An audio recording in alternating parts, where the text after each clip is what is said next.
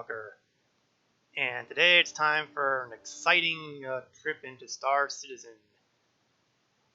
We're going to be flying around for the next couple of hours, although as you will see shortly, it is not going to all be about flying around. In fact, there's going to be a lot of ground action today.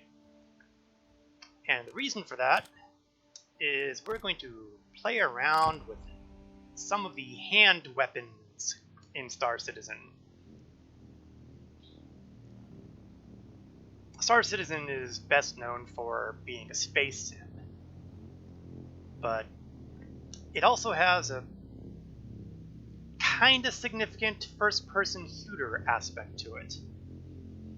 Now, there is a module in Star Citizen called Star Marine, which, as I understand it, has some issues. That is what it is. So we're going to be doing the testing on this against standard AI opponents in the persistent universe. Now, if all goes well, I should load into Everest Harbor, which is around the world of Hurston, which is filled with bunkers with people requiring lethal chastisement, shall we say.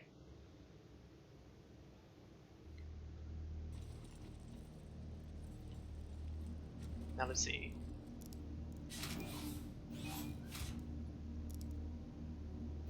Oh, I seem to have absolutely no sound going on in the game itself right now,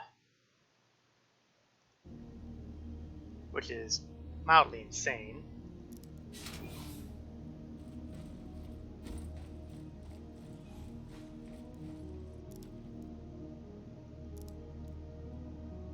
So I might restart the game and try to get sound here, because really you lose a lot of the impact of everything going on if it's like a silent movie. Let me just do a quick check, make sure that's not a problem with my audio in here. No, all the audio is set properly in here. So we are going to back out for a second. Please do not be alarmed by the fact that the screen is now black.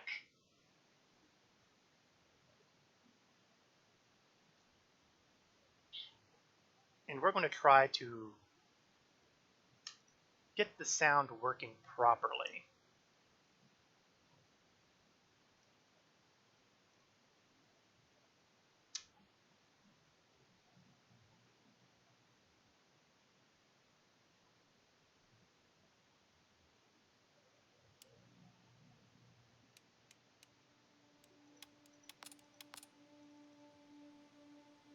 I am still getting no sound. I'm wondering if there's a setting somewhere that I've missed. Let me check something briefly.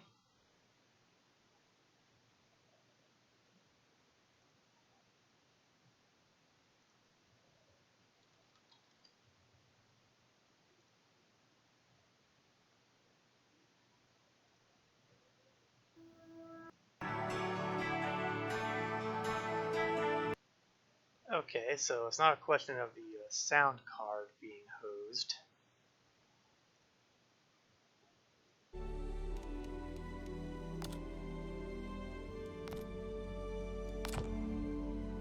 Okay, I think we're rolling. Of course, it's also possible that it's my headset giving me problems too. No, I'm hearing stuff now.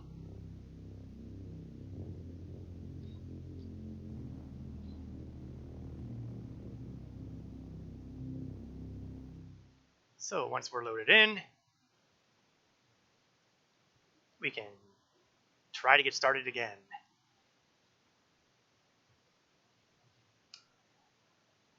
Sometimes the little things that make you stumble at the beginning of the stream, right?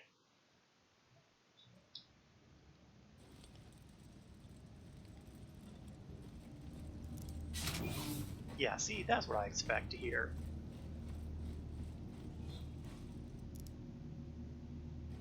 So let's open some stuff up.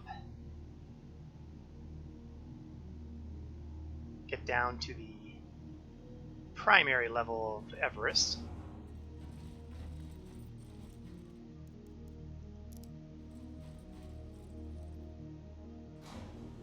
And grab a ship. Now for these bunker missions, they kind of come in two varieties, at least in Hurston. I'm not 100% certain if there's too much going on in the Crusaders system.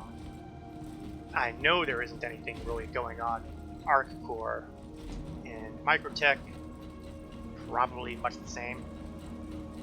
Although I haven't really monkeyed with Microtech too much since the last patch landed.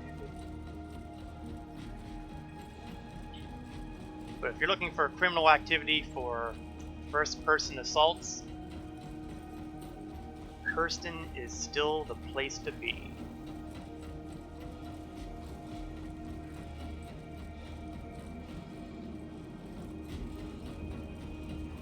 So, bunker busting.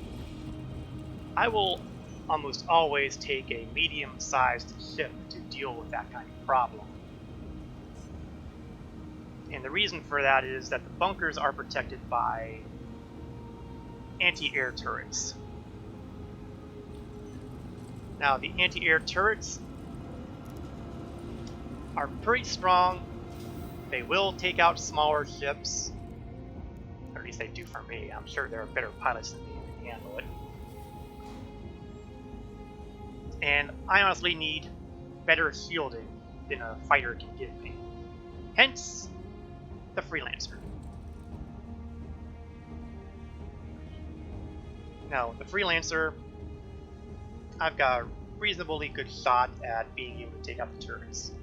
Plus, with 3.10, the turrets have been gifted with a nerf, shall we say.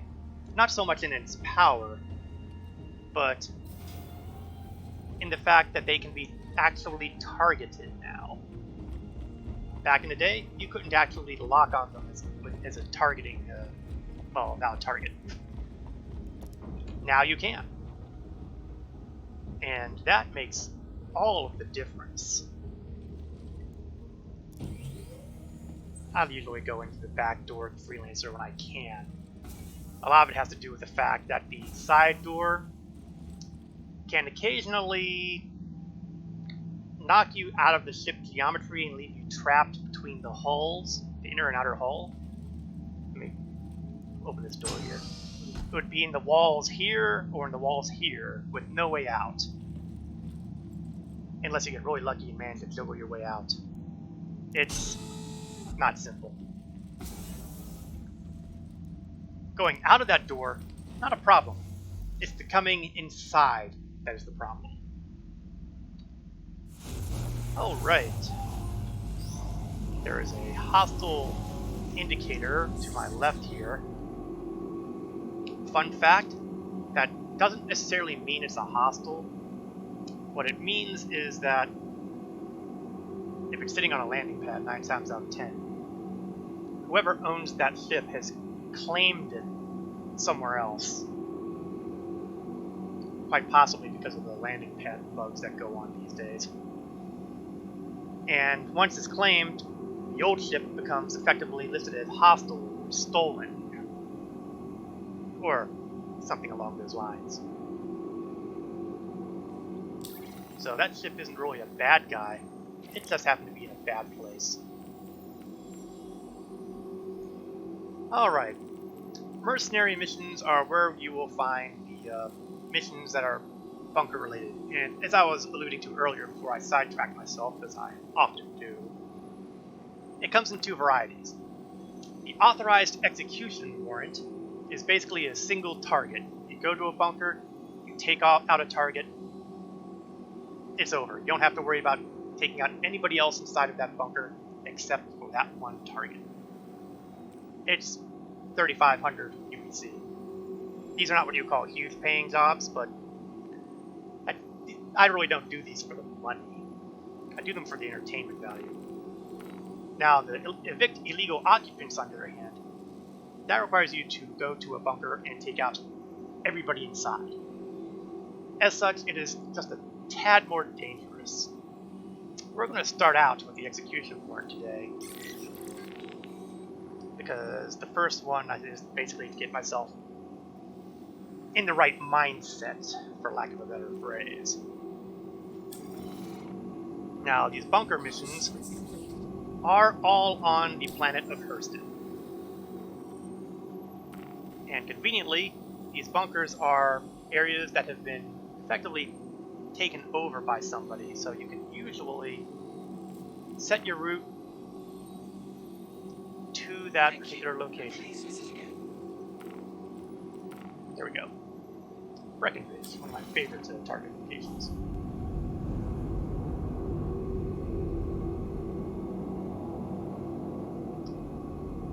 But the downside is it might be on the dark side of the planet. So hurry up and get here, because it looks like there's a security ship coming in, and I don't want to have to deal with them scanning me. There really isn't any reason why I should worry about being scanned. It just slows me down, because I gotta stop, gotta let them do their scan, and start all up again. But since I am not doing anything like doing drug running or something like that, I don't really have a psychological need to sit still. I just prefer not to deal with them. I mean, they could scan me, they won't do anything, it just annoys me. Alright, we are a little over 20 kilometers away from target. I'll have a better idea if it's okay, and I'm about 10 kilometers in the sky, so I'm going to try to angle my descent a bit so that I will meet the ground before I reach the target. Let me rephrase that. The plan is not to meet the ground, per se. It's to be low enough that I can see the ground. I'm going to try to turn on my lights on the ship. They won't help me until I get closer to the ground.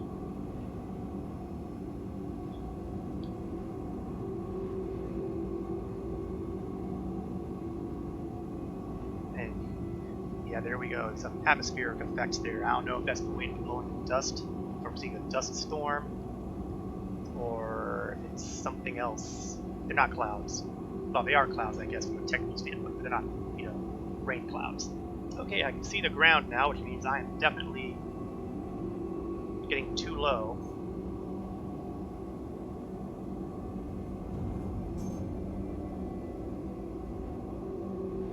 Pull myself up a bit. Oh, I'm definitely too low. Which goes to show that the altimeter is not what you would call a perfect method of finding things. And I'm also getting pretty close to the target, so what I'm going to do is I'm going to cut my cruise control off so I have more precise control of the ship. And I'm going to see if my target location is spawning in. Sometimes it's actually had trouble doing that.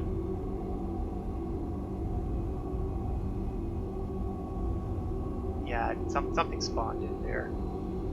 And what I'm waiting for are the turrets, because I do not want to try to do this without having the defenses of the location taken out first.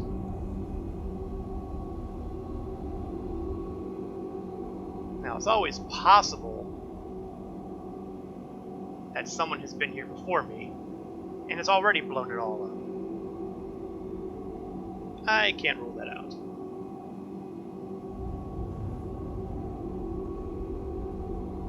It does look like, though, that it hasn't quite perfectly spawned in yet, though, because I don't see the bunker itself. I see all the supplies, but I don't see the bunker, which means it is still... There we go, it's loading in, and so are the turrets. Target, fire. One down. Target 2. Down. Oh, I'm right above the other one. Now, see, I'd be randomly firing, trying desperately to figure out where the shots are coming from back before I was able to actually target things. So now we're going to take a landing and try to avoid these, I don't know, light posts.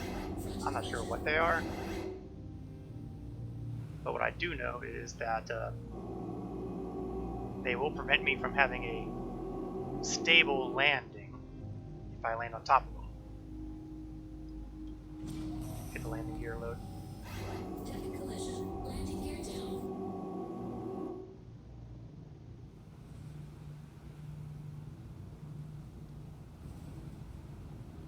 Oh no, I'm not going to.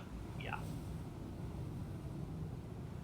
And I'm bouncing my ship around. No, it's not successful, and now I'm flying around. Okay, you know what? I'll play about it that way. I'll just take that turn and flip myself around. Okay, so I can't land in convenient locations. So I will have to content myself with landing in an inconvenient location.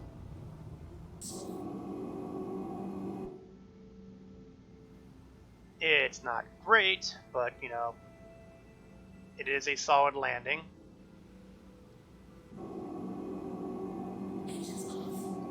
Turn off the headlight there. No need to give someone an easy shot. And now for the reason for the title in the stream. We are going to play with an assortment of guns today. And it makes sense that the first gun to mess around with, or the first set of guns, I suppose, should be the standard loadout that I'm using. So, I'm going to go into my equipment manager.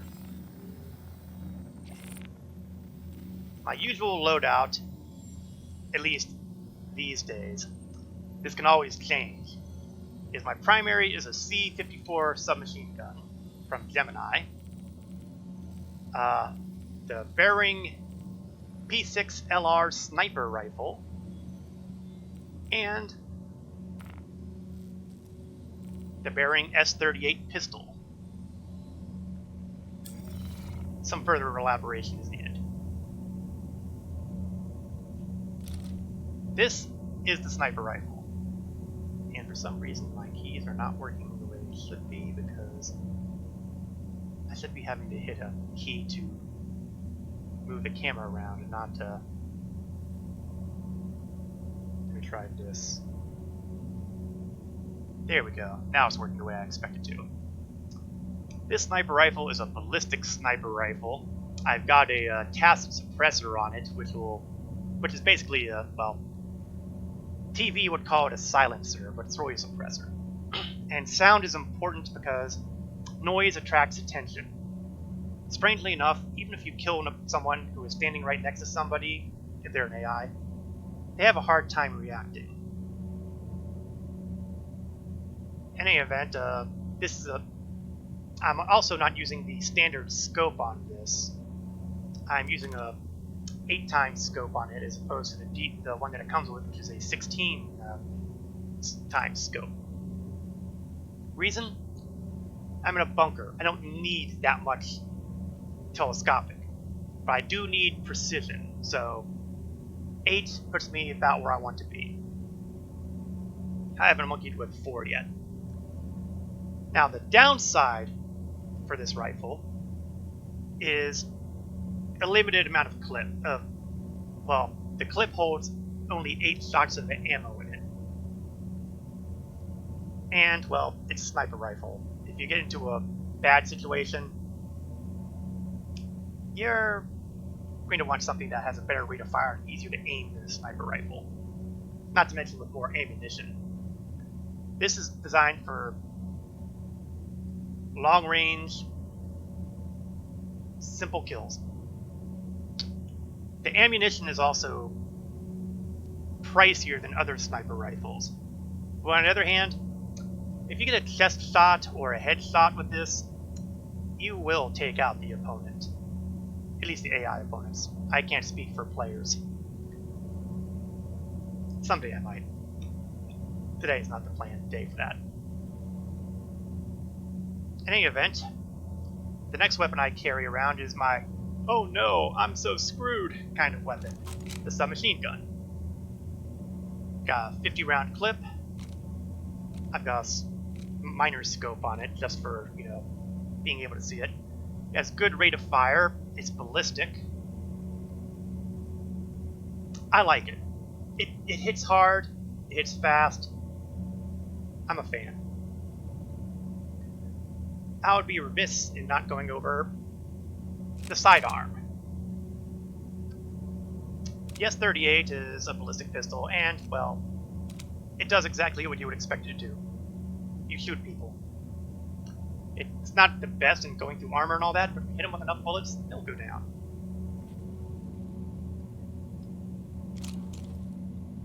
Okay. With all that in mind, let's go see the weapons in action.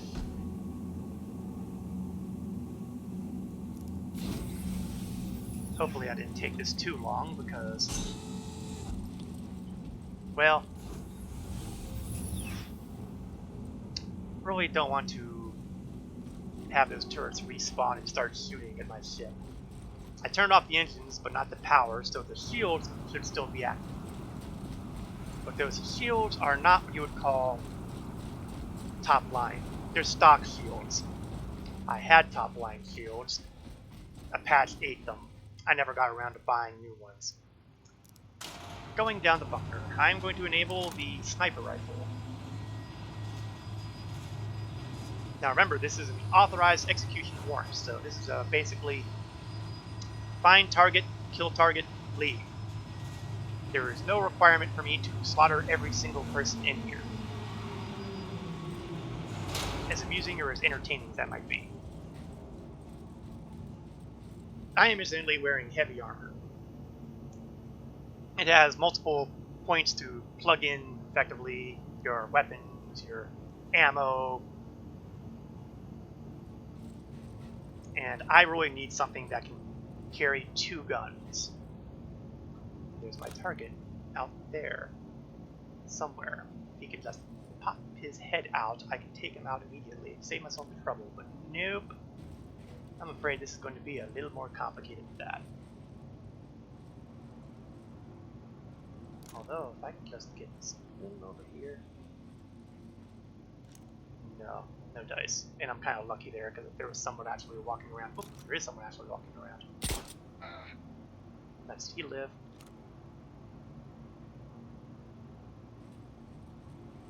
He might have survived that shot. It was hard to tell. He was kind of in haze.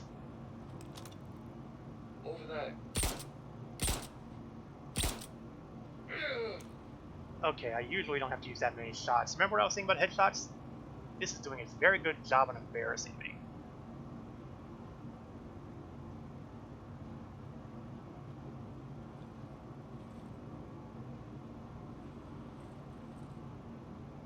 And the target is still, well, the target. It pays to be a little patient sometimes. Take a look around. Oh, what's that? Did I get a look? Oh, if I can get him here.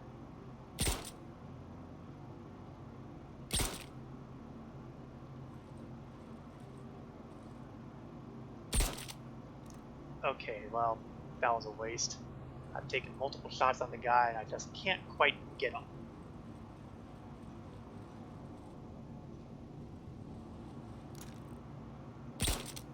There we go. That's the one shot, one kill I like. Unfortunately, I used far too much of an ammo clip on that.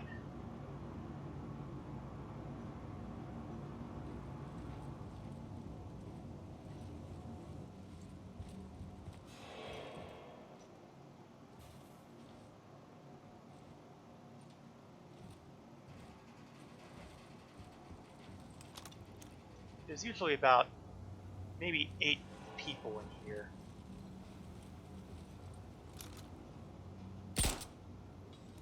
And target down, mission complete. used up way too much of my sniper ammo for that, but the good news is I'm pretty sure that the 3500 will easily pay for a single sniper clip.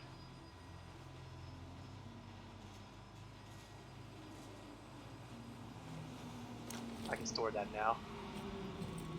I will have to make a note to myself to make sure that I have the ammo clip restored on my armor.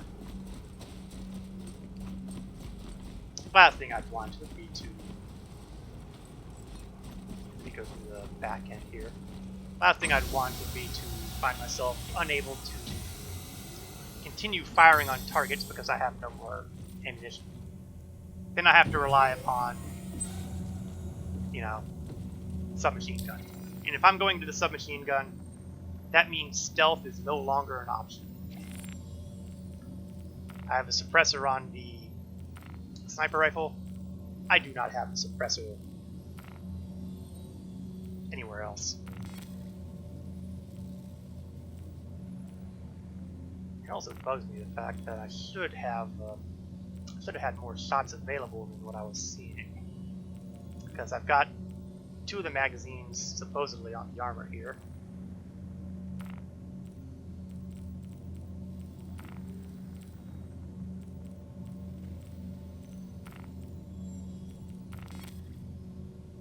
So I should have seen...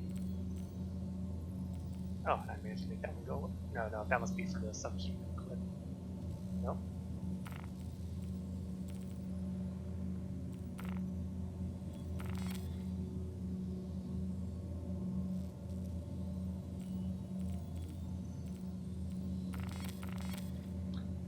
Sometimes the whole saving the equipment manager stuff, very slow, very clumsy.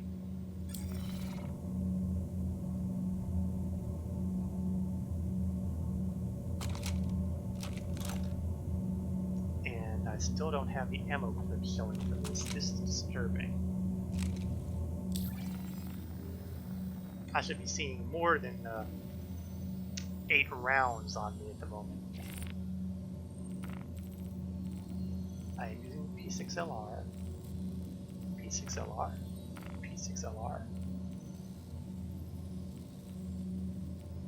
So I should be seeing 16 rounds available, not counting what's in my gun.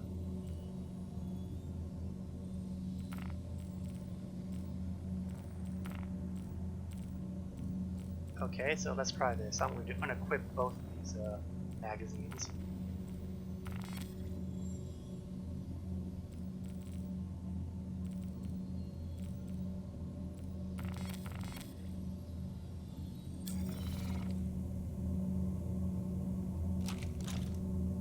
Okay, that's what I expect to see. 7 rounds left in the chamber.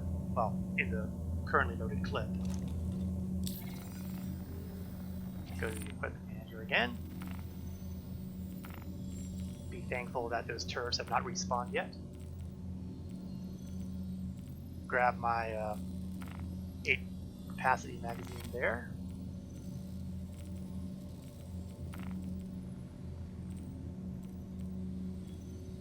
And grab my, thank you, and load up that one.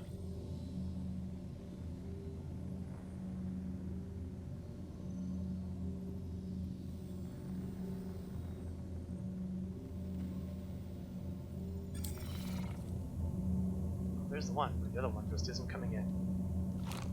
Well, maybe it's a bug, maybe it's something else. I don't know, and I don't care.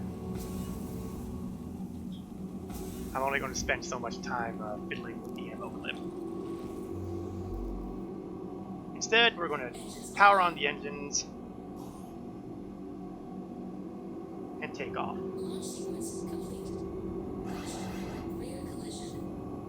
Oh, I'm not too concerned about rear collisions because I am well above the ground at this point and I'm going higher.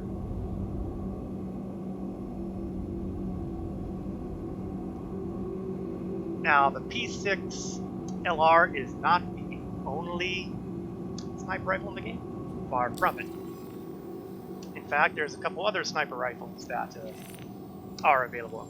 Now that I've gone to all that effort of going through the clips, I'm going to make them irrelevant. Sometimes I just crack myself up with these things. So we're going to replace the sniper rifle here with something I have never used, so this will be a new experience for everybody here.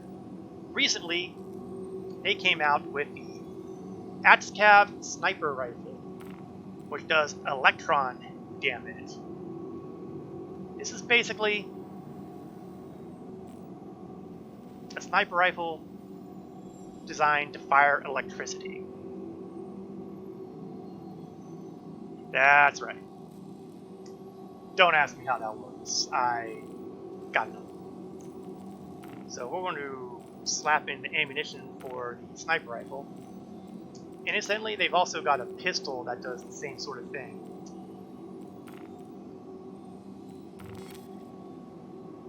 Demonstrations will happen if it becomes necessary. And while that's doing the updating, we're going to go to mercenaries, and we are going to go with the illegal occupants this time. We're going to go after somebody and give them a really horrible day.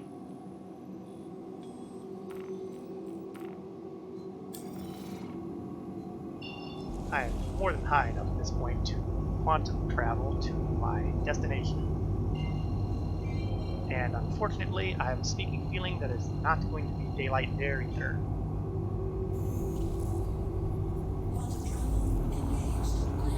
I'm also going to take an additional precaution of changing my shield charge from all around to strong front.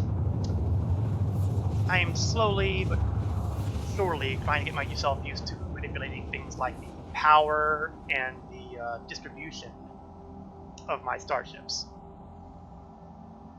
Now, they're not what you would call on-the-fly sort of things, although I could see myself doing it on the fly if I was a co-pilot. Once again, black. So we're going to turn on the headlights and hope I don't crash. Now, you'll see that unlike the authorized execution, I've got a counter. 8 out of 8 targets are active.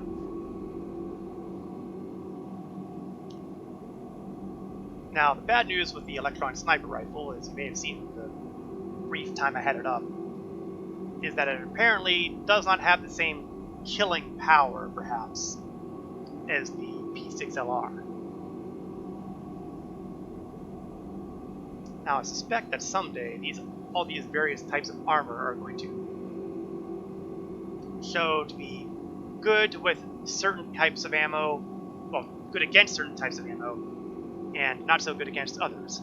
So you'll have to plan your loadouts appropriately. If someone's wearing something that's good against ballistics, you'll want to take him out with energy or electron.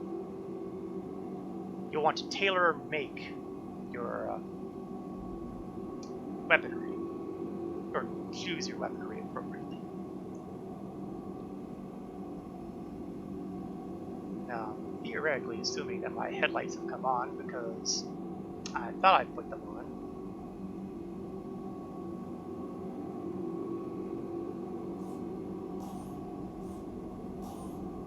yeah, I'm assuming it's on right now. If not, then I'm going to probably impact the ground a lot harder and faster than I want to.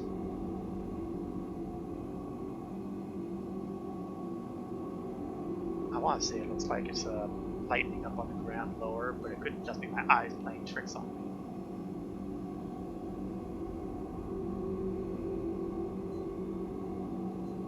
I'm also closing in on the target location.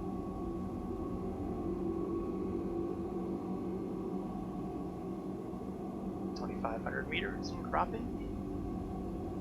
I'm going to start leveling out because I'm paranoid.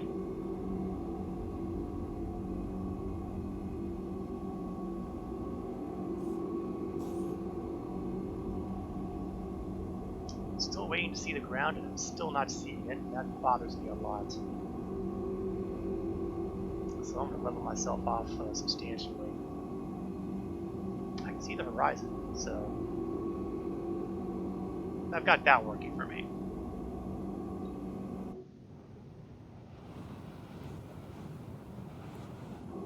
Exterior view is occasionally something that really helps out. And there we go. There's the ground I'm looking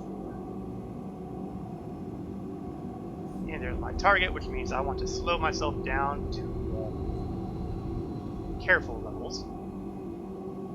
And we're going to look for those turrets, because I just know they're out there waiting to shoot me.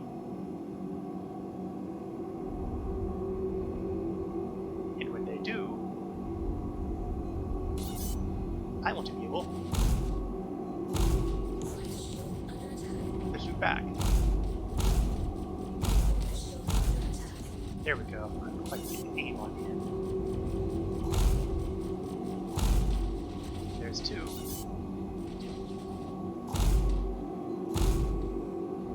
I can't quite get a look on this guy. I want to give myself some altitude. There we go. I just needed him to shoot me a little bit so I could, there you go. Nail down his location more precisely. Okay, once again, coming in for landing. Dropping right here.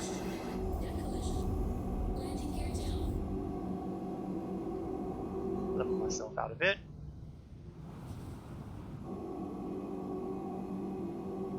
Hopefully I'm missing light posts. You would think that flying a starship that weighs God knows how many tons would crush any little light posts or anything that was implanted in the ground.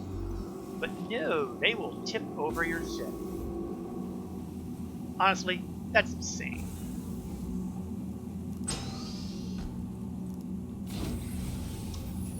Of course, I never made any great claims to sanity on my own, so... Now, an interesting note about all these bunkers, and I don't think I've ever really commented on this aspect of things before. You would think that after hearing explosion outside, that somebody would either come up here behind these doors or be waiting at the bottom of the elevator to take out whoever was coming after them. Here we go, and that is a horrible, horrible, I need more ammo. So I'm guessing that it never lured in the other spare clip. No, it did. I have a sneaking feeling that one of these weapon clip areas is not being updated. Oh wait, okay, I understand now. It is being in there. The 10 is not my total. The 10 is how much I have available after the 5. I get there sometimes. It takes me a little while, but I eventually get there.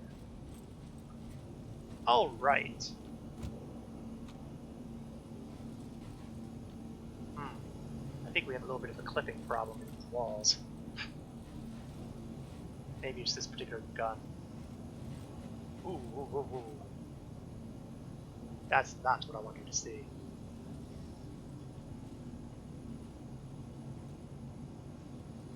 Having someone up there looking at my general direction right off the bat is not the way I wanted to open this up. Okay, they're on patrol. Okay, that's not good. That's not good. You ain't kidding, because Check that out.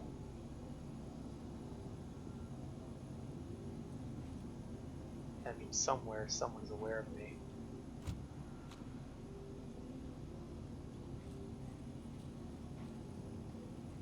That's not good either. Ah, too low. If I had a higher shot, I could have taken him down, but shooting him in the ass is not going to kill him.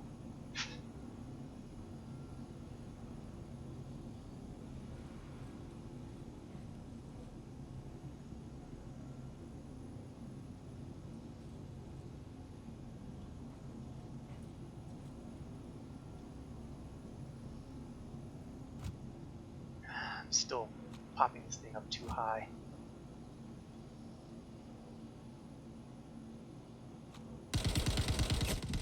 Okay, things have officially gone ugly, so I have no idea where the fire is coming from either, which is not good.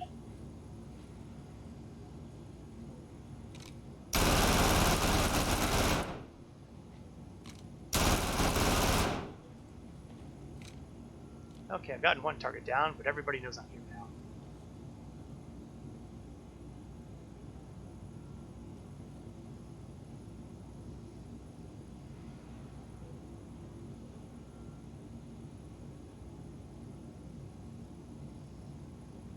At this point, using the sniper rifle is just not workable because everyone is going to be on their guard and alert.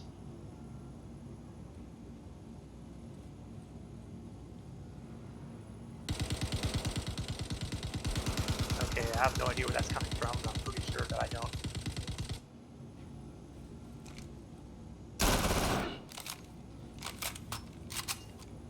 Well, hopefully that guy's bleeding out. Yep, he's dead. I'm down 2 now. So far, I am still breathing, which I'm kind of surprised by, honestly. Usually when I blow it this badly with my sniper attempts, usually I can count on getting killed at some point. Okay, time to start moving.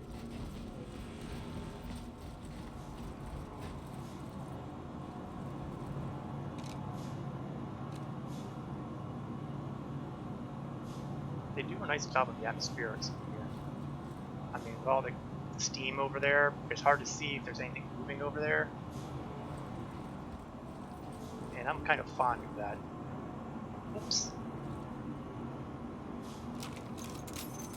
Okay, maybe I do have an excuse to pop a sniper round over somewhere.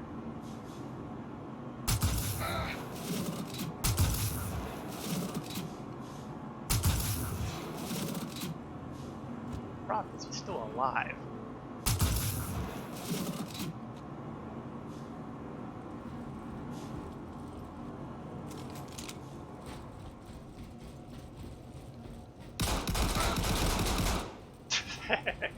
And that is how you use your pistol.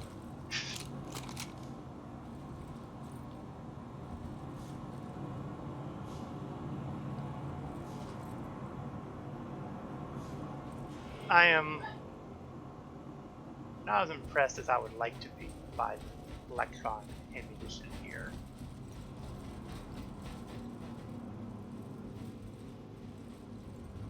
I was hoping that the electron ammunition would be, you know, at least allow me to take a guy out after a few shots. Now, fun fact, you can pick up the guns of the dead folk, especially if they've been, you know, trying to use them on you. But I'm not going to do something like that unless I run into a situation where, you know, I'm out of ammunition entirely.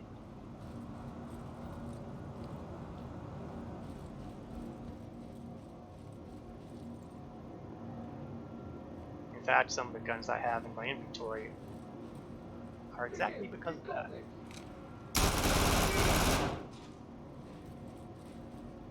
And it looks like you've got a buddy there too.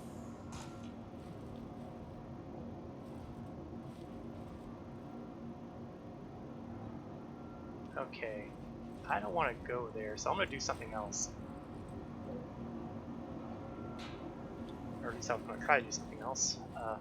Must be using the wrong key. You see, I carry grenades.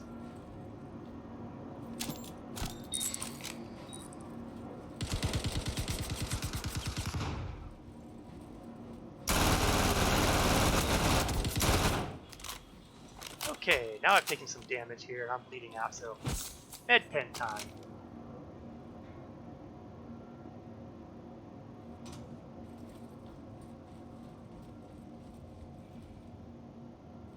I feel like I hear movement. That is not a good thing because the enemy is repositioning so they can try to get me killed. I, on the other hand, want to do it to them before they do it to me. Oh, come on.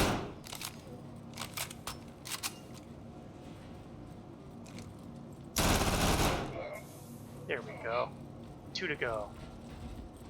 Fortunately, my ammo supply is going really low here.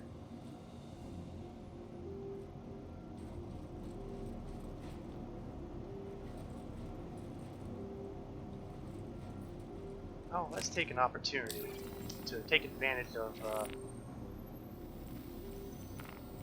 this lull, shall we say, by attempting to restock my medical pins and rearming a grenade. That probably won't be doable someday, but since it's available now, I would be a fool to ignore the possibilities.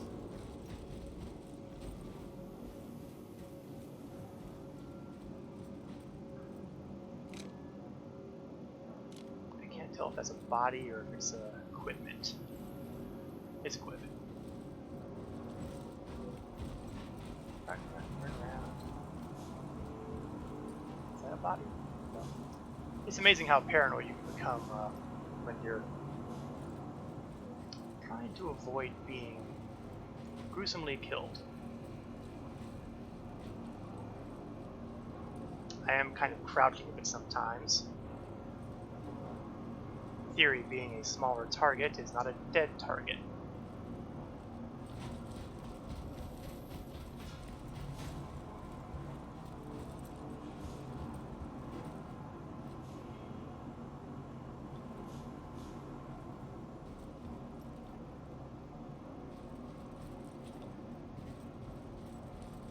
Oh, there's a guy I took out earlier.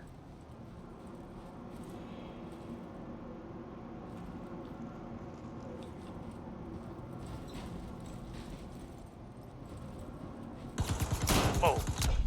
Oh, they've got me good.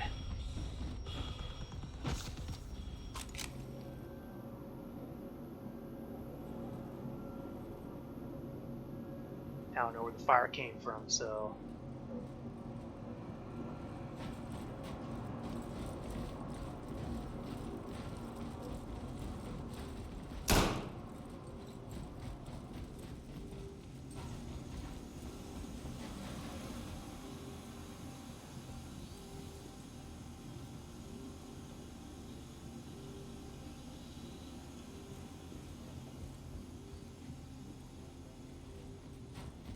Nothing like a little bit of excitement here, isn't it?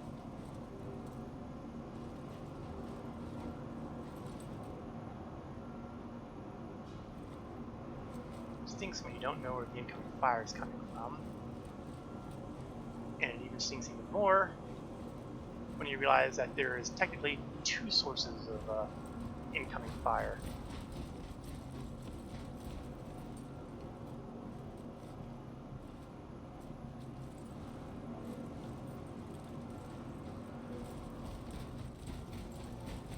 Oh, hi there!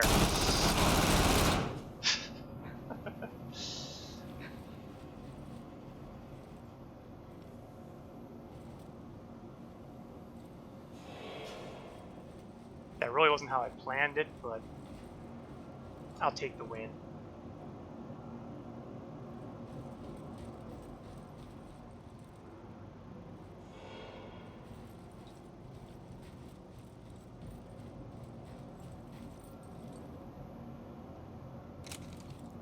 I'm going to take this guy's gun and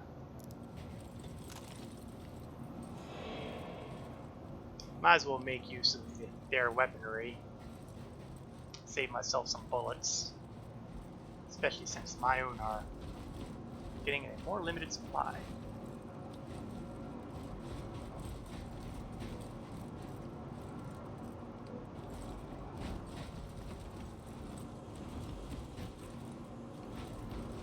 Yes, I realize that I've just gone basically a circle here, but I want to make sure that there's nobody else downstairs here who's going to be taking pot shots at me. That means any threat I have left is probably above me, somewhere. Oh, someone's seen me.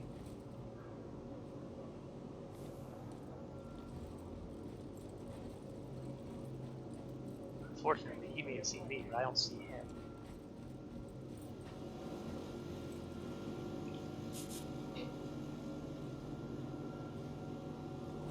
Where are you hiding?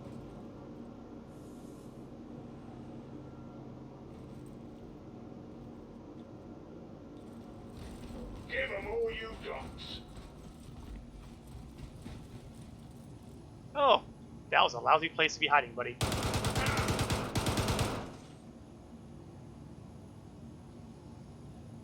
And that is a bunker mission. Incidentally, this rifle that I picked up, from a Raleigh technical standpoint. Oh, let me store one of the weapons I'm carrying now.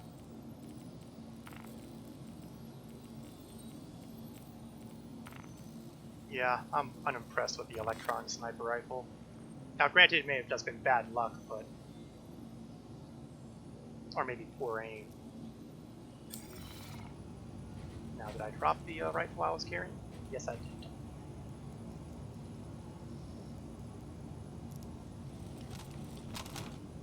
The rifle that I picked up from them...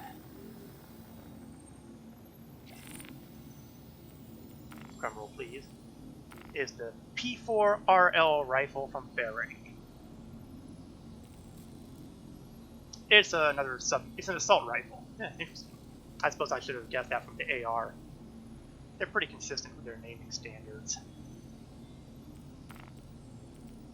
Since I'm here, though, I'm going to take advantage of arming the other sniper rifle that I have available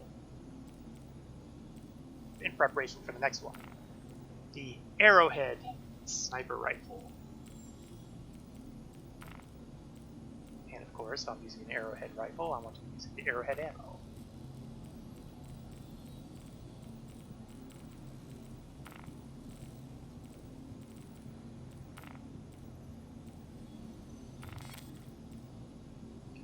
The Arrowhead is an energy sniper rifle. So instead of firing bullets, it's firing laser bolts. Now, technically it's energy laser, and I know that if you want to get really technical, that is not what a laser is. But come on, we're in a science fiction setting. Laser guns are always part of the setting, or at least they've been called that as shorthand. How can you possibly ignore that? You don't.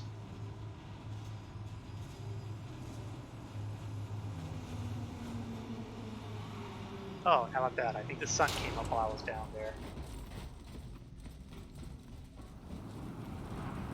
But the good news is, the sun came up and the turrets haven't. So we are going to get back on the Freelancer. And actually, I'm going to swap out the submachine gun for a different submachine gun.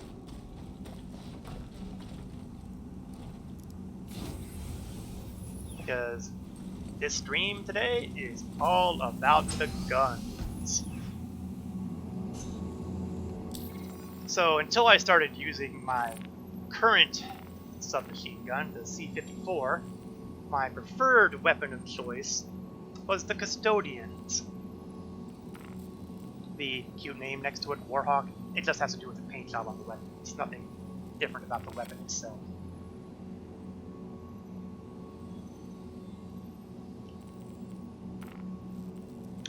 I'll move the optic over. I'm going to throw an EMOD stabilizer on it. What this will do is it'll help with the energy recoil so you can stay on target. I am a big fan of staying on target. And that means we're going to pull out the C-54 rounds from Custodian rounds.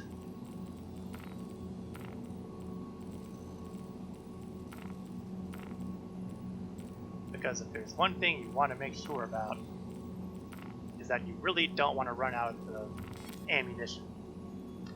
Now the nice thing about the Custodian is it has a fairly decent sized clip. Let's pull things out so we can show them. little closer here. That's the Arrowhead sniper rifle. Oops, wrong key. F2 instead of just the number 2. And this is the Custodian. This, you can see it's nice and compact. There's a lot good to say about that. Got a 60 round clip, so it's a little more than the C54. I'm going to take a quick look at my sniper rifle just to make sure that I've got the tacit suppressor that I do.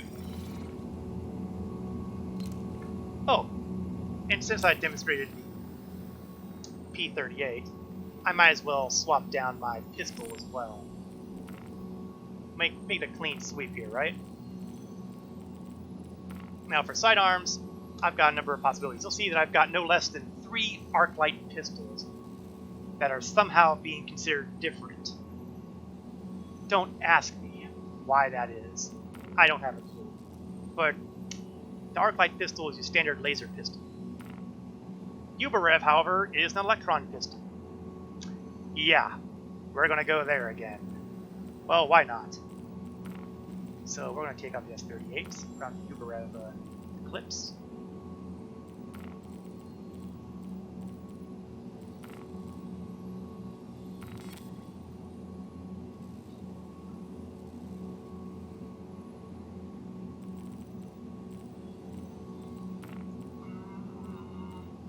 Don't think I need to put anything on the pistol.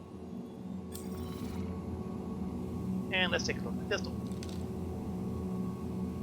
Ain't that an interesting looking gun? I mean, take a look at this.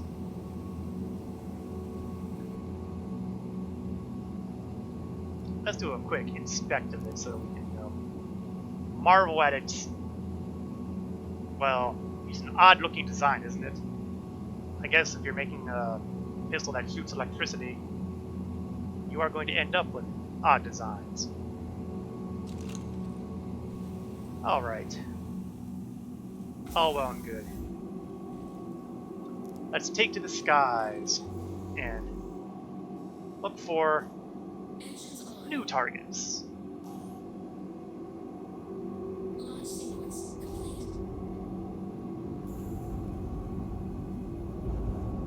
Increase my speed.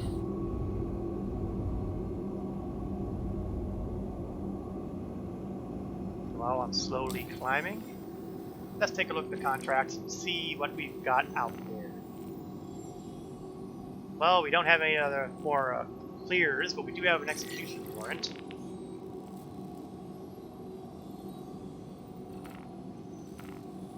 So let's make sure that I'm going to that location. And then once I get out of the lower atmosphere at least,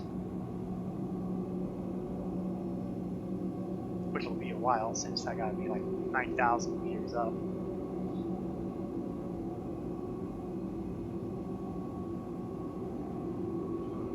My angle's changing a little too much there.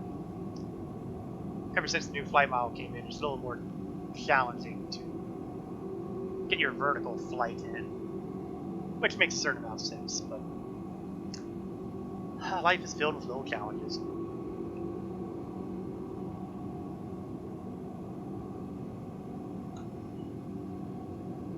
I'm keeping my shield distribution the way it is right now because I'm still going after turrets.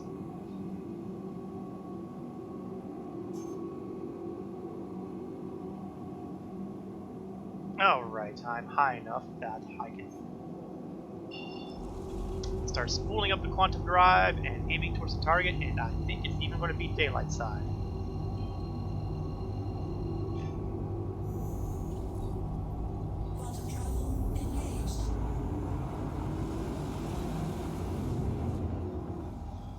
Yeah, nice and bright. I adore the Star of Scanton.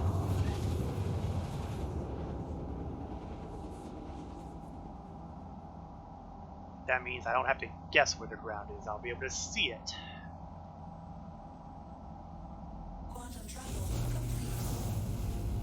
As usual, I'm going to have a steeper decline than towards my target so that I reach the near the ground before I level off.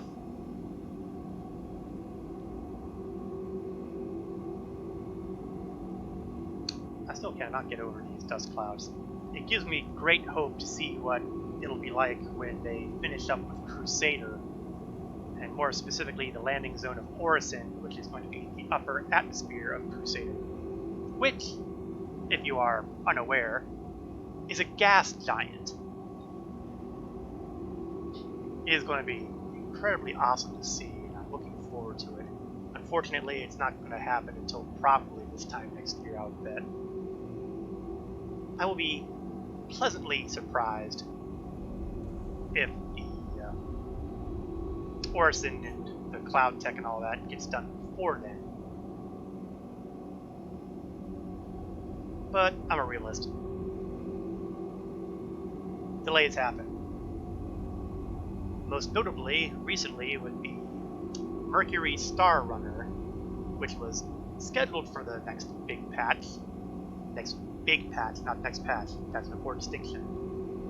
And it's been pushed off to kind of between the next patch and the following next big patch. It's a little disappointing, but hey, that's life. Things get delayed. Just keep hoping that it doesn't get too delayed.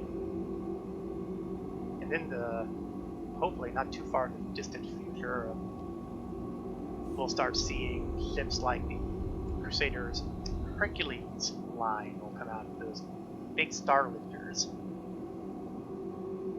I'm kind of looking forward to those too. Not the least of which because they can transport the larger vehicles like rovers, ballistas, tanks. Although the tanks aren't yet in game. Alright, here we are. Hello, turret. Hi, turret. Let me say hello to you. One turret down.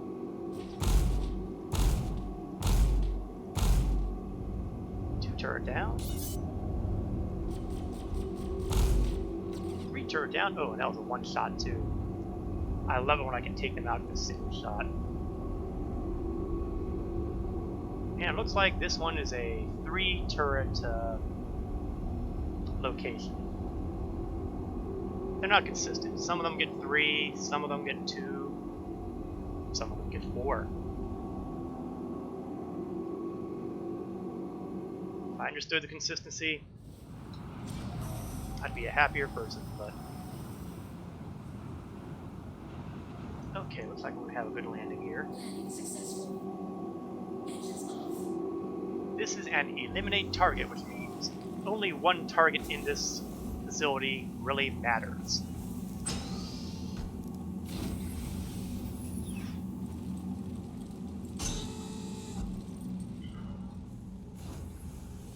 You know, the chat's getting annoying. It's time to turn it off.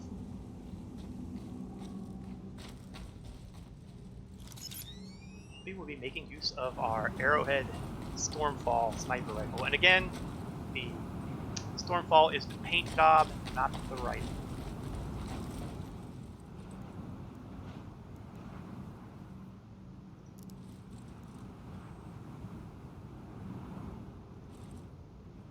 Pretty sure it's the, or is it the Stormfall? Whatever. Ultimately, what it's called matters less than what it does. You know, I really never paid attention before, but the little icon right here is telling me the damage type I'm dealing with. I think I saw bullets for the other one. This is showing me energy. I should have paid closer. Well, actually, that's easy to check. Uberev is showing ballistics too, but it's not. Okay, I officially don't know what it means anymore. Don't mind me. I thought I was being clever by figuring something out, and it turns out I didn't figure anything out. Now see, I'm still clipping, but at least I'm pulling the rifle up as I go along. Crouch down. The hell? Oh, don't tell me this guy's already seen me. On the other hand, he is dead. Well, let's double tap him just in case.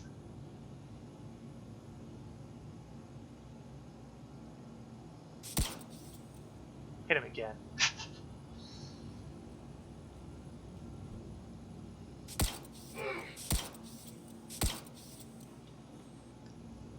Yeah, like I said, P6... Oh, that was my target. The P6 does a lot more damage on a hit, so that's why its ammunition is priced here. Huh. Did he really have his gun fall all the way down here? Well, I see no reason to stick around here. Oh, I will take a moment.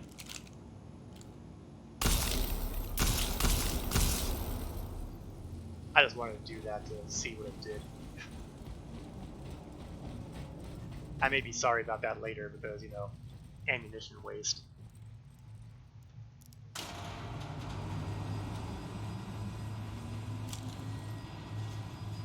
But in general, if I'm in a situation where I'm using the sidearm, things are already as bad as it gets. You know, looking at the... on my second monitor, so to speak, looking at my iPad, it occurs to me that I can remark on a recent change to my screen. You will have noticed that I've been fiddling with my overlay a little bit. Instead of having my blog website up in big letters and just sitting there, I've got it with a background as well as my latest follower being shown as well. I don't have a subscription button because, well, I don't have subscriptions. You need to be probably at least affiliate, maybe even partner or something like that with Twitch, and I don't plan to ever get to that point, honestly. For starters, I would need a lot more followers and a lot more viewers, and I don't have the stuff that would gain that sort of thing. I'm happy with what I've got. Let's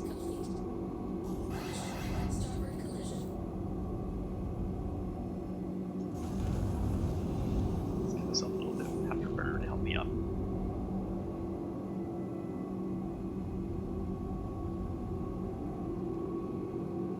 Now, there is a gun that I'm really dying to demonstrate here. Let me see if I got another... Okay, I might have to wait a little bit before I can get another ground target. Unless there's something in here. No, it doesn't look like it. So I might have to pause and blow people up. And unfortunately, there are also no standard bounties here right now, which is surprising. Usually there are plenty of bounties floating around. I am very surprised.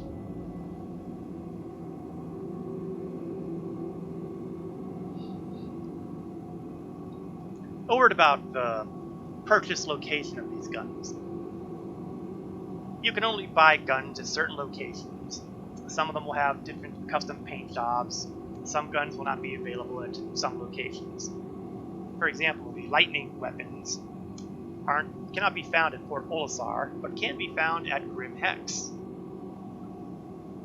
Various guns can be found either at all the landing zones except for Lorville. Lorville does not like personal weapons. Of course, given the way they treat their workers, perhaps that's not surprising. But you can find them also on a lot of the some of the R&R stations that are in various mining belt areas. I don't have a list offhand, but if you go to Star Citizen's wiki, you can likely find them.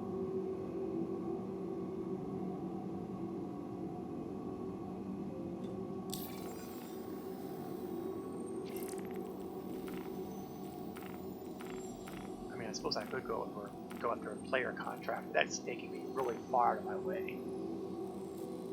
How about I do a stolen property? This will be a fairly straightforward mission. Blow up a ship, grab the package, and take it to a space station. And hey, the space station will have an ammo store that I can, show off. grab call to arms as well, just in case there's more than one target there. Speaking of the targets, we're going to aerial, where I would be tempted to grab a batch of Laranites for my cargo hold. I'm not going to do that. Laranite's expensive, and server crashes are still all too real.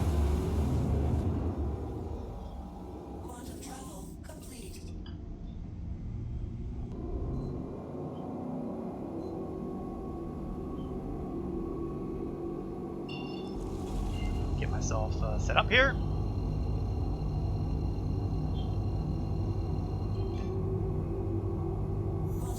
And we make the jump.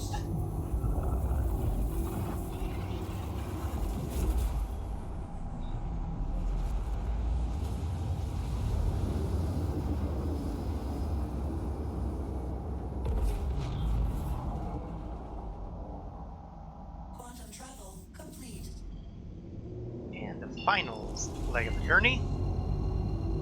Okay, that's not the final leg of the journey. I can't do math.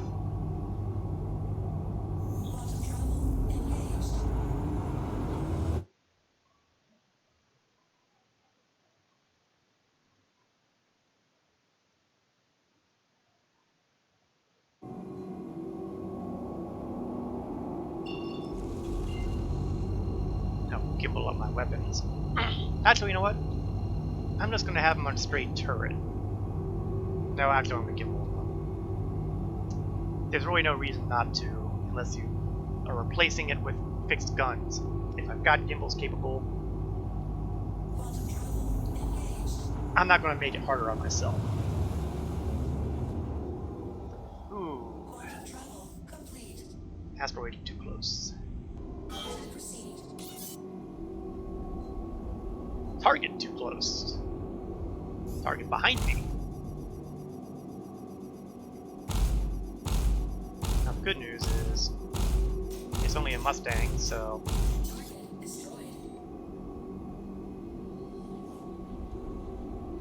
now personally I'm a little surprised that this guy has stolen property in a Mustang. They don't really have something that handles boxes. I mean, they can handle cargo, but they can't handle boxes. I'm nitpicking. I do that sometimes.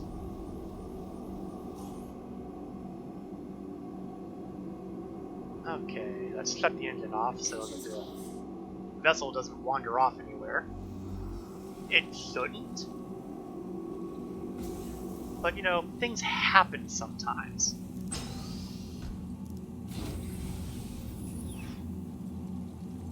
Now, I've complained a little bit about the side exit going back in the side exit. You will notice I did that earlier when I went back in. It worked. Nothing happened. That's not a bad thing. Oh man, I am parked right at the top of the wiped out ship, aren't I? Let me take a look at it. Oh boy, those turrets really do a job, don't they? And I have literally parked the Freelancer right next to the property. Oh, I could have done that better if I tried.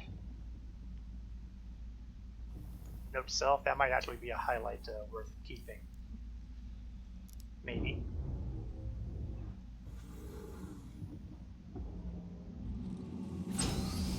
But going in the side door in zero gravity is a lot better, I think, than trying to go through the ramp route. Usually end up on my face. And there have been bugs that have happened where if you drop a container like that, sometimes you can't pick it back up again, which makes delivering it an exercise in futility. Okay, there's something very wrong here because I'm just now noticing that my stream is not showing what I think it should be showing. Let me do a quick check on something on my management studio here.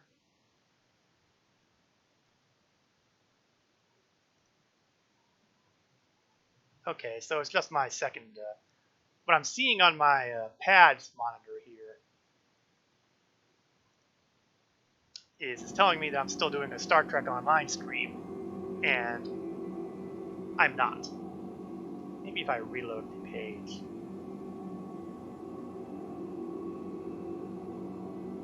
There we go. That makes more sense. I tell you, sometimes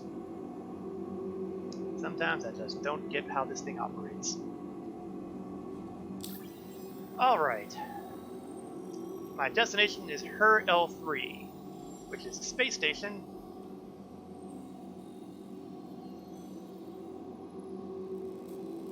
I have no idea what that quantum beacon is there for. It's in this set of rocks, however, that I want to be going. Which I apparently cannot target right now.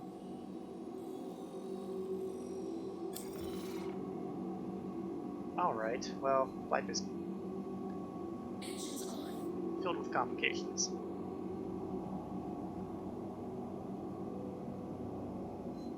Oh, that would be a good reason.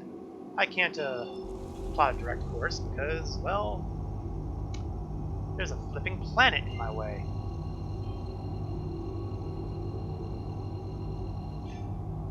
So we'll do a quick jump to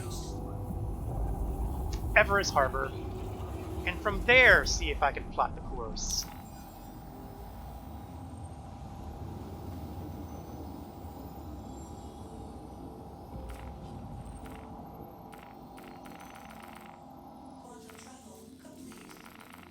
No, of course not. That would still be too easy.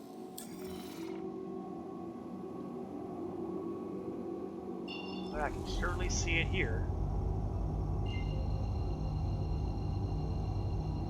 Uh-oh. Okay, good, good. Unfortunately, I'm heading towards Her L1, which is not where I want to be going.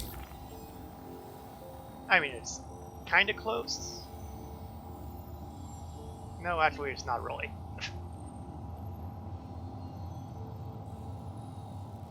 I'll certainly end up a quantum jump pretty fast, though.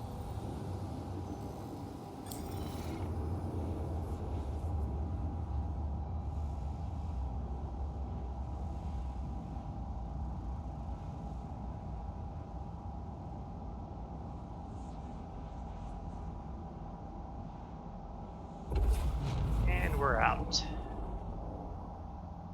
Quantum travel complete. Now, I really would like to get to... Well, of course, I can't see anything right now because I got a cooldown going.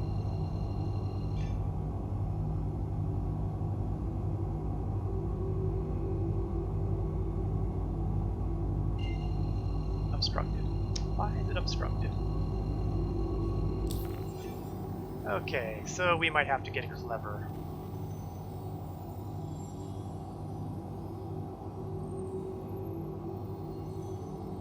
Okay, I can do clever.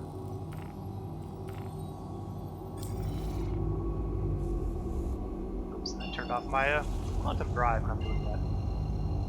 That'll happen sometimes. You would think that the computer systems on these ships would be able to handle plotting courses so you can get to your location, even if it has to take you somewhere else first.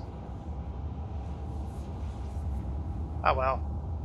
It's nice to see that even in the far future, things still don't work quite the way they oughta.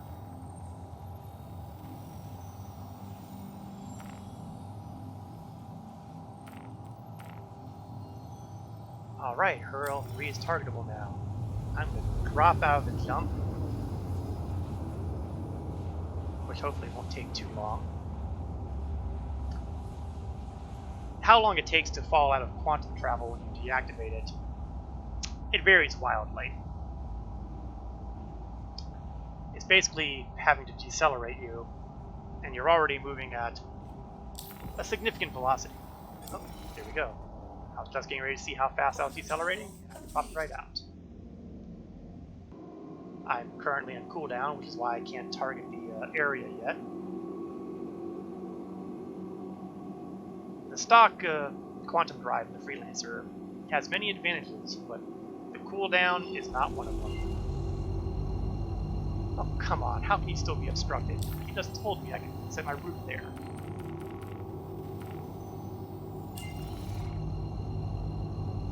You know, you try, and you try, and you try, and what does it get to? And that's even crazier, because when I turn off the set route, now it cooperates.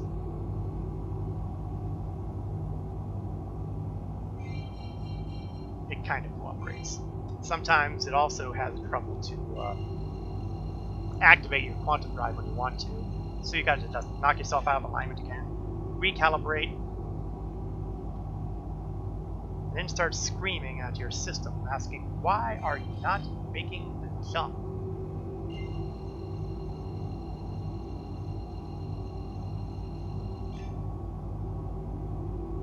Alright, I give up on that one. Crusader. If I can't go directly, I'll come in the back way. Quantum travel engaged. Now see, that worked.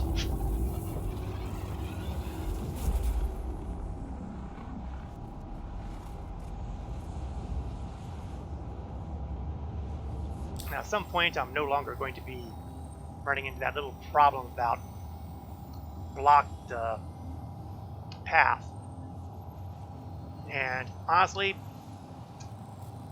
I would ideally stop around here on my route, but there's no way I'm going to be able to time it that right. I might as well just go all the way to Crusader and then come in through the back way. Luckily, there is a significantly sized fuel tank on the Freelancer, and that's just the base Freelancer. Fuel tank on the Freelancer Dur is even better, but of course it sacrifices little things like cargo space.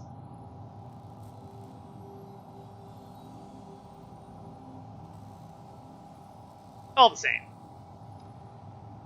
it is a bit of a trip. So we're gonna hop out of the driver's seat a bit, and while that's going, I'm going to show off a couple other of the weapons I've been carrying around, including the one I was planning on demonstrating next.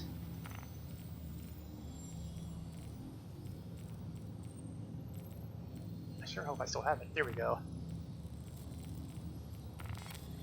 The Gemini F-55 large machine gun.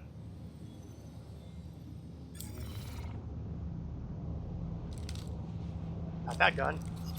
Not that gun. This gun. I mean, take a look at this thing. You can tell just by the barrel. Let's sneak a little closer, shall we?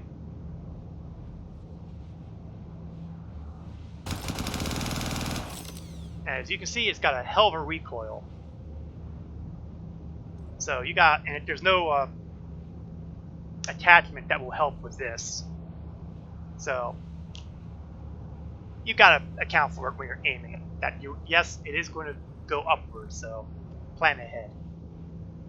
But this will chew through opposition like crazy. It is such a fun weapon. I've done a bunker mission just using this, just blowing away the first person who shows up, and then mowing down whoever happens to come along as they appear.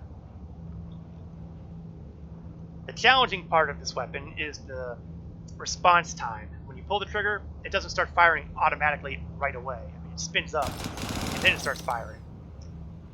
Now, it doesn't seem like that much of a hold up there, but it actually does matter, especially if you have to deal with people who are shooting back. I enjoy using this weapon. It is so fun. Moving on to another weapon that I've made use of recently a bit.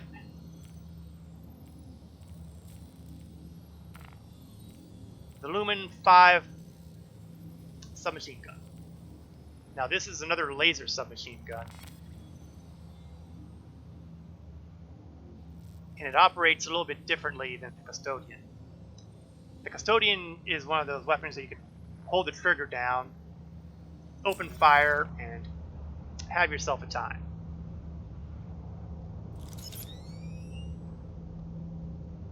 Unfortunately, it's still loading weapons, so...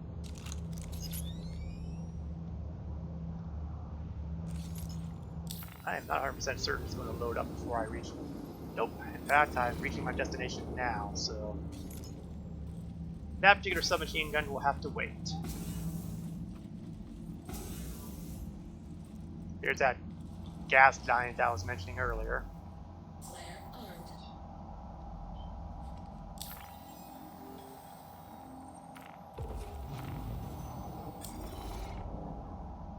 Quantum travel complete. Now let's see if I can come in the other way.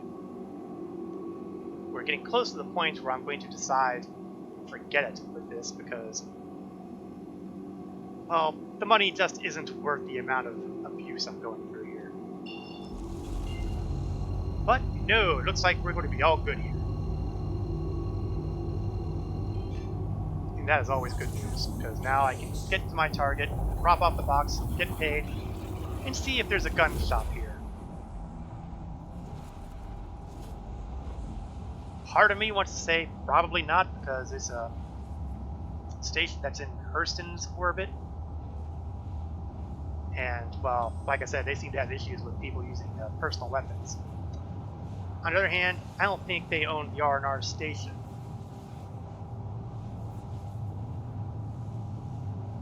But we'll find out. Besides, if you've been watching my lower left corner, you will notice that my hydration level is 45%. My nutritional level is 74%, so perhaps it would not be a horrible thing for me to grab some food and water while I'm at the station.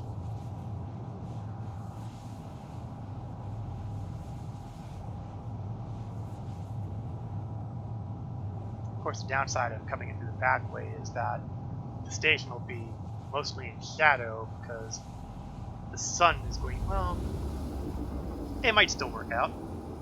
It might still work out.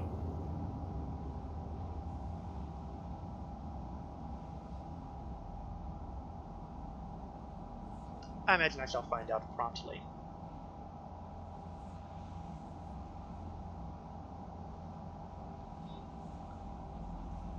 And here we... well, not quite, because I still have one more quantum jump to make. Or maybe not, I don't know if I've targeted the station. I might have just targeted the Hurl 3 point.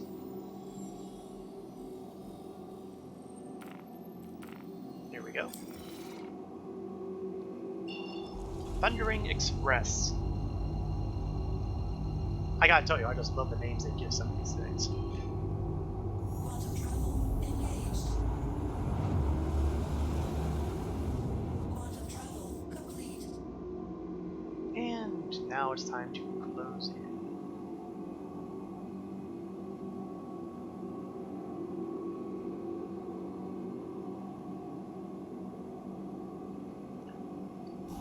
Would help if I turn the thrusters on, of course. I'm still 30 kilometers away, so I'm gonna crank up my speed. Hope like crazy that I don't run into, say, an asteroid. Open up comms, rebalance my shields, no sense in monkeying with that. Adjust my approach so that I don't have the sun glare killing my eyes.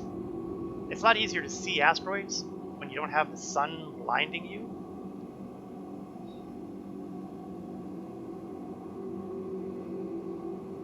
Well, I'm closing in very nicely, aren't I? In fact, I'm closing in so nicely that I'm going to drop my speed down dramatically now because I'm worried that I'm going to do something violent to myself, like crash. Please proceed to assigned landing bay. Eagle, oh crud, I'm going to bounce. Well, I am still alive. I honestly did not expect that.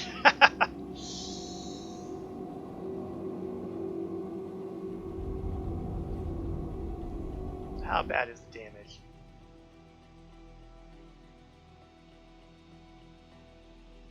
Well, I took out the top spoiler bar. whatever, it's gone, and I think I may have also lost some of thruster control. So landing is going to be fun. And by fun, I mean incredibly and insanely dangerous. Landing gear down. If I'm really lucky, the auto land will put me into a spot where I can actually do the restock repair thing. Autoland on. If I'm not lucky, well, I'm gonna have to do the claim thing and deal with whatever consequences come out of that.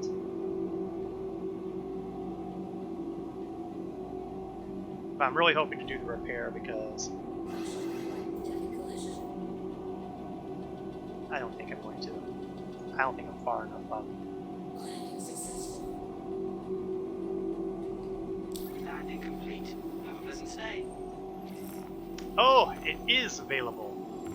There's also a bug, I think, going on with refueling, because every time you do see the refuel, the quantum and the hydrogen fuel are always the exact same. I'm almost certain that's a visual bug.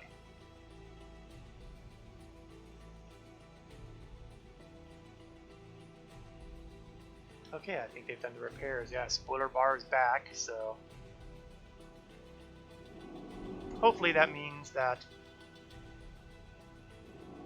Weapon system off. I will have no trouble flying when I make my departure. In the meantime, let's grab this stolen property and make the delivery. I always gotta make sure about how close I get to this door, because if I don't get close enough, I'll find myself accidentally going into the turret. They did something with the last patch that made the freelancer turret's interaction thing a lot lower than it used to be. So it is painfully easy to accidentally wind up going inside of the turret. It will probably not be surprising to hear that that's just awful. That's a short version. It would be just awful.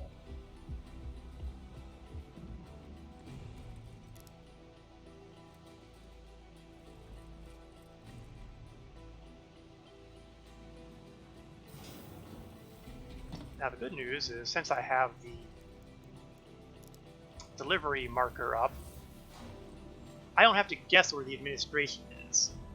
I can just go there and be content. I wonder if they sell scrap here.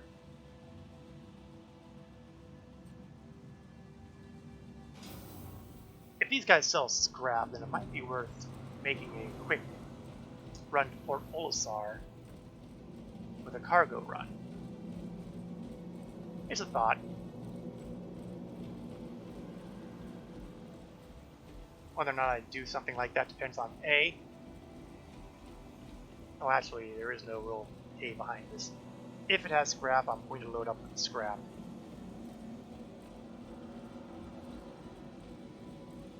I mean, why not? It's close by, it's basically free cash. Won't be hugely profitable, I'm sure, but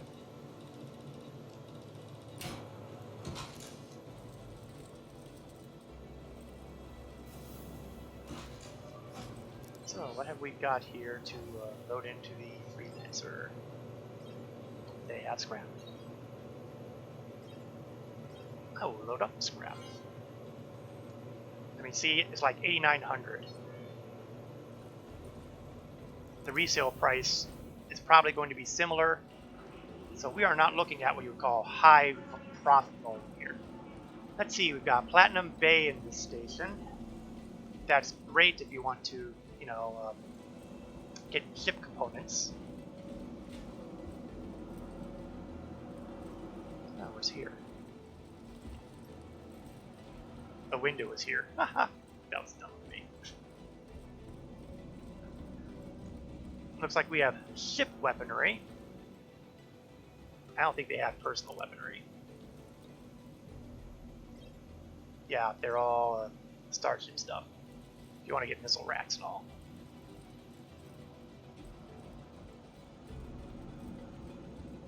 nothing else downstairs. So we've got that one hallway.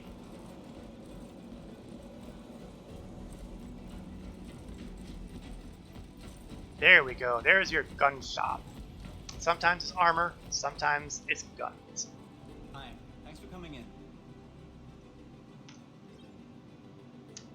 So see, you got the Arrowhead Stormfall here, a couple Custodians. Got Devastator shotguns. Something else I've got a hold of that I'll demonstrate at some point. A Gallant Energy Rifle. I haven't done any assault rifles for energy. So I'll buy one. Smart buy. I'm going to buy a few grenades too to replace some I've used recently. Hey, back again I see. Welcome. Another ballistic submachine gun. I'll buy that. If nothing else, I am loading up for the possible future of another stream of gun demonstrations. Of course, when you're buying new guns, you need to make sure that you have the ammunition.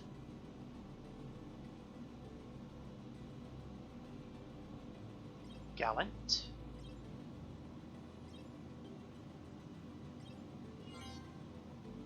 I think you're going to be happy with that.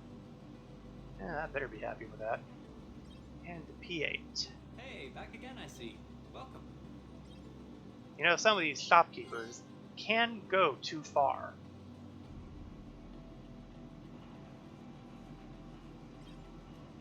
I'm gonna grab a few 4x telescopics. I want to try those out somewhere along the line inside these bunkers. See if they're how they compare with the 8x telescopics. Because I'm interested in seeing if there is an improvement Hey, or back again not. I see. Welcome. I'm pretty much good with metapens right now. I'm gonna grab a few more oxypens, even though I've never actually used them. But you know, someday I might need them. I think you're going to be happy with that. Hey, back again I see. Of course, I don't know the shortcut to use them. I mean, I know the shortcut on the keyboard to use the metapens because, well, they keep me alive.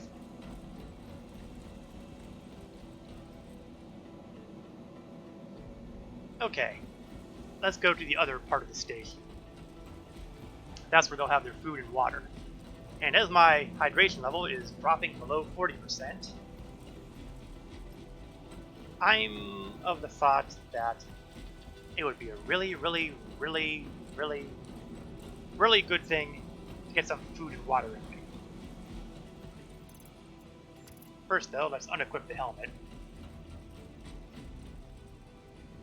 I seem to have made a wrong turn somewhere. Because this is the easy hab, and not the food locations.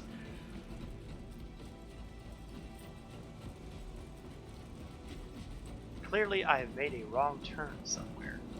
I'm pretty sure they're not up there.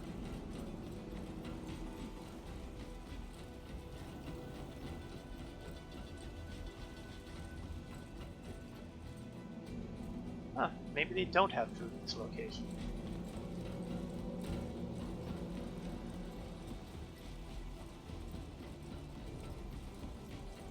I mean, usually, unless it's further down that way.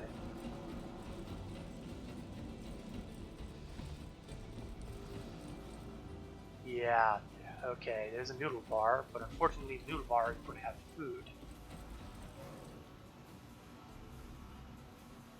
And it looks like the bartender has not been put into place in the R&R station yet.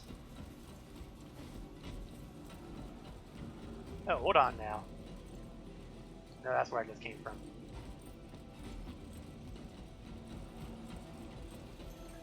Well, they don't have food.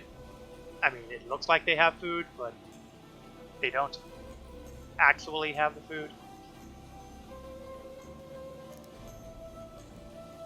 But they've got the water, and that's more important right now. I can get along for a while without the foodstuffs. But water, there's a certain level of criticality to water. I'm probably going to need another bottle.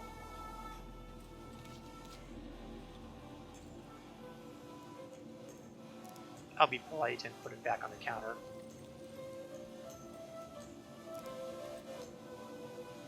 And it vanishes into thin air.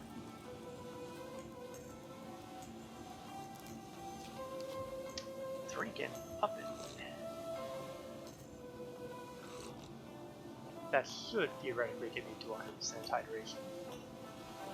And we're just going to finish the bottle here because I see no point in even trying to stow a bottle that is mostly empty.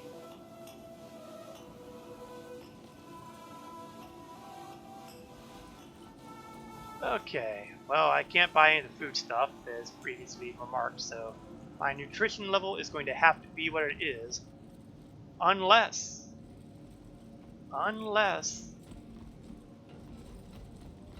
live fire is carrying MREs. If live fire is carrying basically meat in a packet,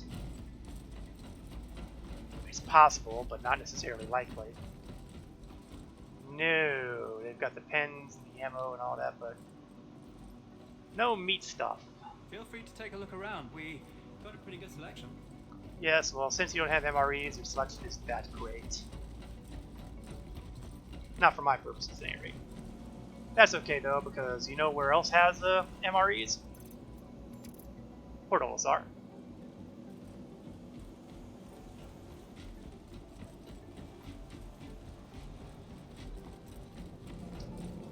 So in that vein, let's get ready to go to port.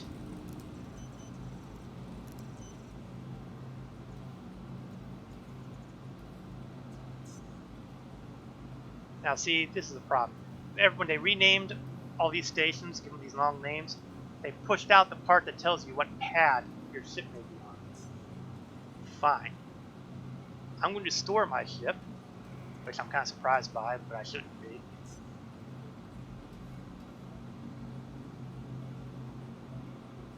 Has to do with the way landings happen these days. And here we are, pad 4. So let's go to pad 4. Head over to Port Olisar and dump off all that scrap I picked up.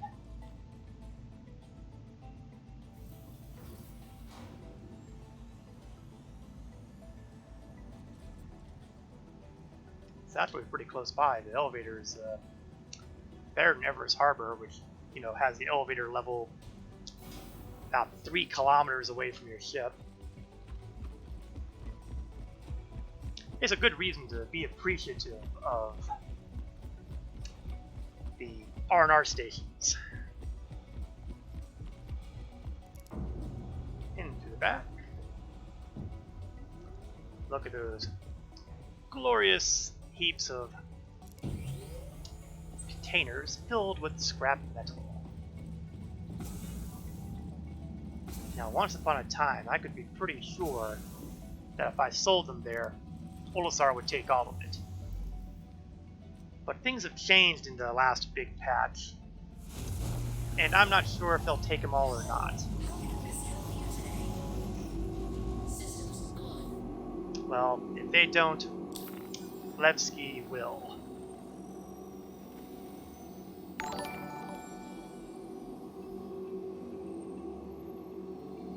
Hey, thank you for the follow, King Blackwire. Welcome to my stream. Hope you found it at least somewhat amusing, or at least entertaining, informative. Verb of your choice.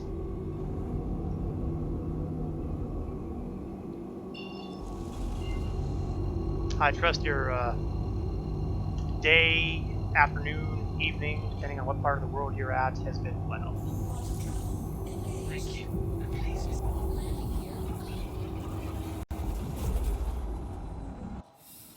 Uh-oh. Okay, well.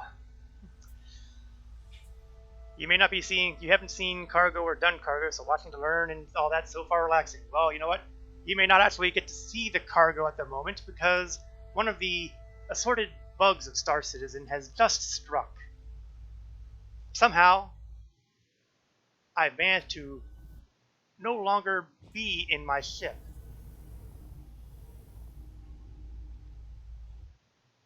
In fact, I can't even see me when I go into third-person views. Well, you know what? I'd be a lot more upset about this if we were doing something other than scrap. But scrap only cost me a little over 6,000 credits to deal with. So the world will not come to an end if I make another run. Yeah, it's happened to me a few times too. Just not recently. The ship just kept going, and I just didn't go with it. You would think that explosive decompression or something would happen, but well, such is life, right?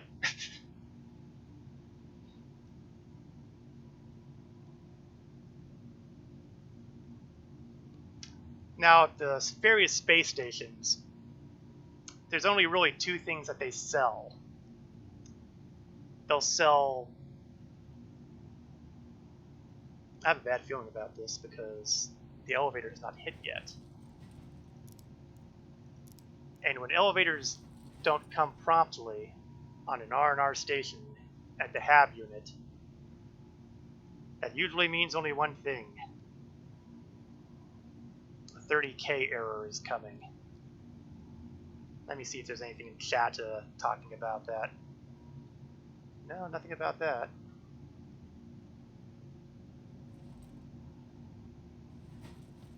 On the other hand, if it were a 30K, I would have figured it would have hit by now. Oh, okay, I have no idea what's going on there. Maybe that elevator is out of service.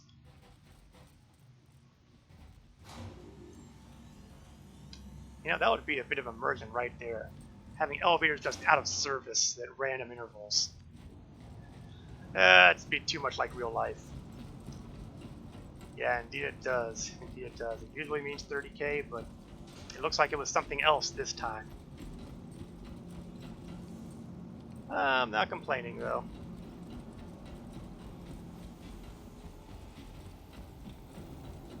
Alright. Let's see if I can make up for the loss with a different run. Well, I'm not going to be able to make up for the loss of that 6,000, but 6,000 really isn't all that much in the great scheme of things. Let's see, everything's in Everest for the most part.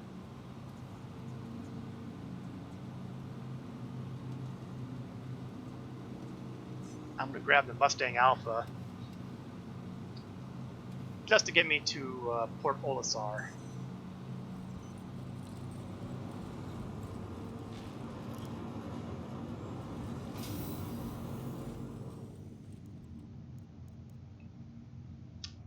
Now, as a general rule, cargo runs at space stations, like I guess I got sidetracked when I was originally saying this. That happens a lot to me, so don't be too surprised. But usually, I don't remember what hangar I'm at. I'm trying to think of too many things at the same time here. Cargo stations. Of course, that doesn't help me either, because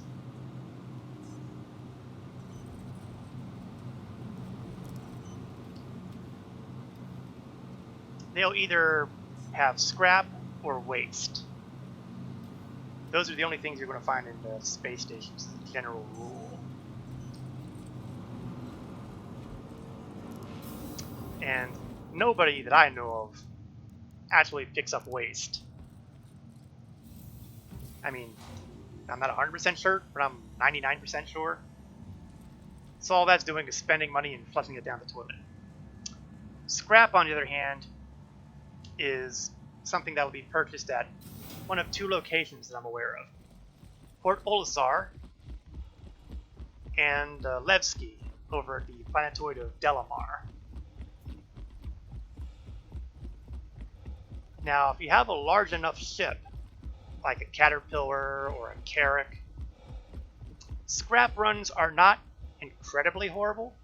I mean, they'll net you like maybe 20k a run, which is not all that much, I recognize, compared to more valuable materials. But you can generally be sure that there will always be scrap. You will not always find laranite or what's the other big one these days? Acetine, maybe? Welcome. Your journey begins now. All systems operational. Now, I'm going to be honest, the only reason I picked up the Mustang was for, well, there was actually two reasons. Landing gear. One was for short hops to various locations, like, say, here to Olisar. Thank you. And please visit again. But I also picked it up for proving to myself that you can buy a starter package at Quantum the cheapest travel price engaged. and do okay. Yeah, I'm unsure due to never done it. Yeah, once I get to Crusader, once I get to Port Olisar, I'll grab a ship that's hopefully a little larger, like maybe another Freelancer, and we'll grab some cargo and we'll ship it out somewhere.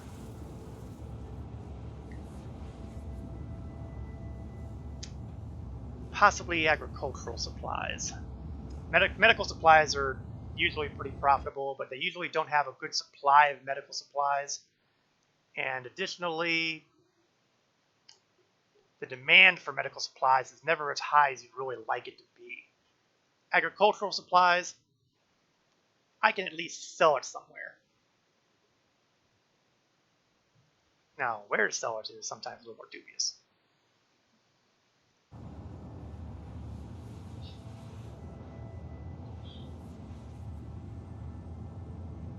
Yeah, the quantum drive on the Mustang is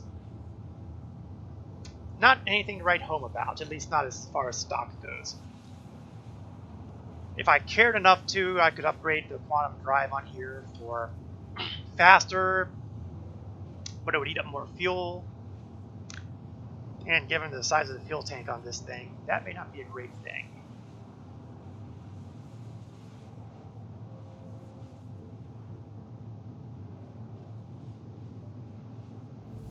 But on the bright side, I've yet to suddenly find myself ejected from this ship, so there is that.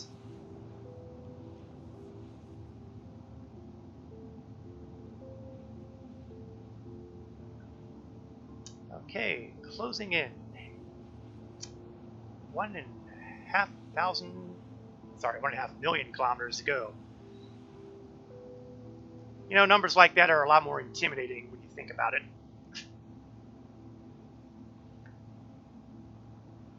That's an awful lot of distance to cover.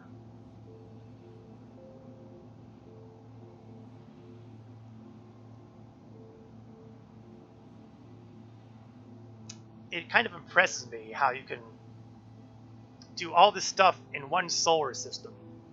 And just imagine what it's going to be like when they finally start implementing other solar systems. Like Pyro, which is the next one on the plate as I understand it. Which is, if I recall correctly, going to be very much a pirate's paradise. Well, maybe it will be and maybe it won't. We'll find out soon enough. Okay, we're exiting the quantum travel. Now momentarily allow me to line up Quantum travel complete. Port Olisar.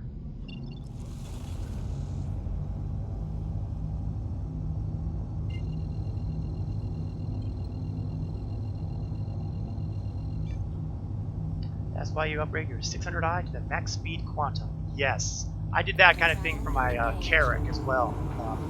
I have a Carrack. I was using the default quantum drive. I liked it because I could make zillions of trips around and barely dent my fuel. but it took forever and a day to get to Microtech and back, for example. I finally bit the bullet, upgraded the quantum drive. I have no regrets. It sucks down the fuel like crazy, but I cut down my travel time Quantum dramatically. travel complete. I am a fan of upgrades, even though I don't really do them as much as I should. Attention. I was afraid of I have that. been authorized to scan your vehicle for security purposes. Please halt your vehicle and stand by. I saw that ship flying by and I figured, I hope that's not security. It's security. Yeah, scan away, buddy. Okay, thanks. Yeah, it does. It's basically in half for the stock. Yep. I am really happy with the upgraded carrot drive. At some point I'll probably do so with, well, other vehicles. Probably need to make a bit more cash first, and my current savings project is for a prospector, because, well, the prospector will get money a lot faster than just about anything else in the game. Let's get my communications open here. Bizarre. Please proceed to assigned landing bay. I'm seeing an awful lot of ships that have been abandoned. I mean, take a look over here. Look at all these ships. They're a bunch of Pisces. Somebody's been having an interesting day. Yeah, there's a prospector in the next pad, in fact. Huh.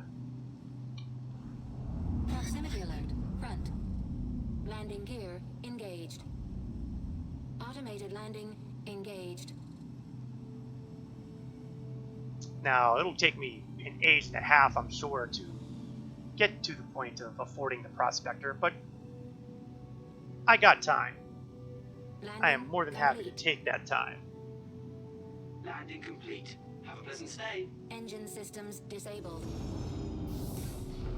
Always shut the engines down and power off, so I'm not entirely sure which of those two might cause my ship to be impounded because of improperly parking violations and the like.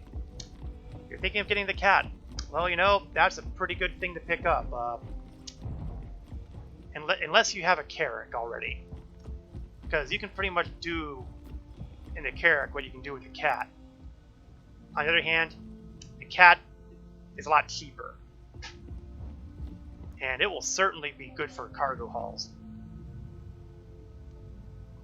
The Carrack has less of a cargo capacity than the cat, but it does a bit more in it, usually. Now I'm going to do a full disclosure.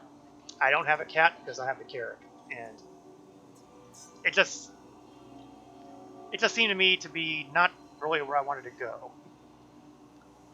Now I've got a C2 Hercules on deck when it becomes flight ready, but I picked that up mostly so I could transport vehicles around. Alright, well, you know what? I have my Carrack stored, so why don't I pull it out here? Yeah, the Carrack is a little pricey in game these days. I can't remember the number, but I want to say it's like 30 plus million.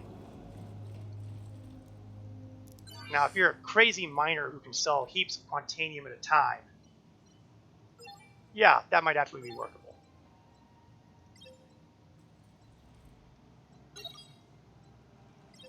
Okay, we're going to grab 47,000 worth of agricultural supply.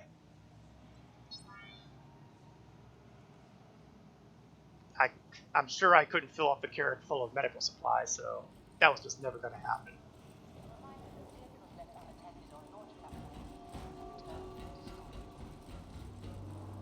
Now, the Carrack has one or two minor disadvantages to it right now.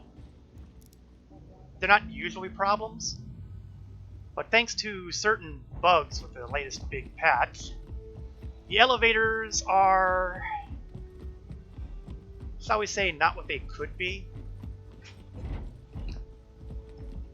I'm not going to say that they don't work, except most of them don't work. Unfortunately, there are ways around it. Plus, hey, I might get lucky. Maybe this will be the day they work.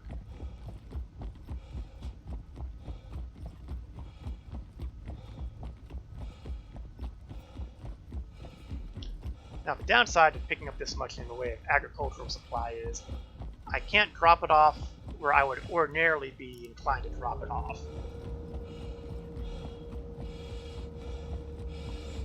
Ordinarily, I would drop them off at various outposts that are close by, but I'm pretty sure that the volume that I've got won't cut, it just won't buy that much. So I'm going to have to go to one of the other major landing zones to deal with it. Let's see if the elevator comes down first. It comes down.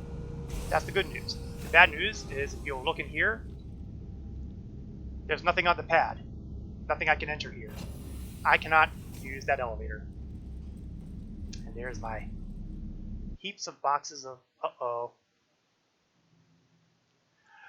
Well, there goes 50k of my supplies down the tubes.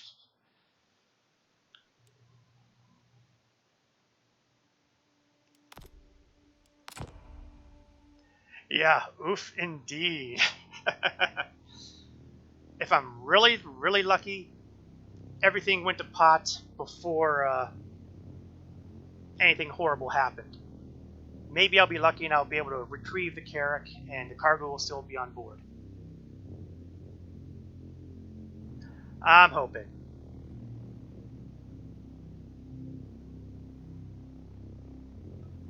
What's more likely to happen, however, is that it's going to be in that crazy 30k limbo where it'll say it's available, but you can't actually retrieve it.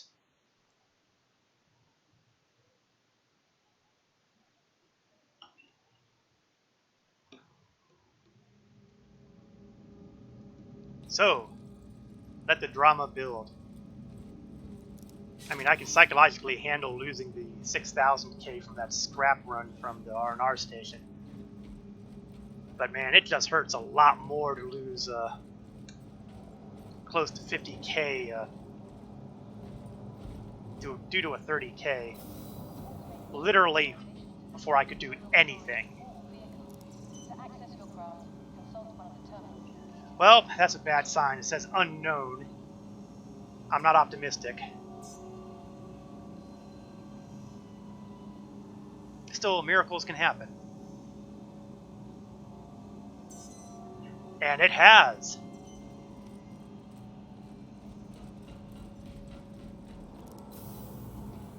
Of course, I won't believe it fully until I get inside the ship and actually look at the cargo hold.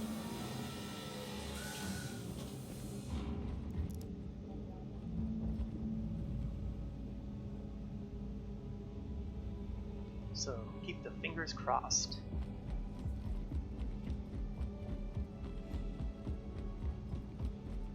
It seems to be some sort of cosmic law that if I'm going to do a cargo run in any major quantities, the 30k will happen. I was doing fine pretty much the entire stream until I started trying to do cargo runs. Now, I'm not going to say that the servers are out to get me, but one could be forgiven for having that impression, I feel.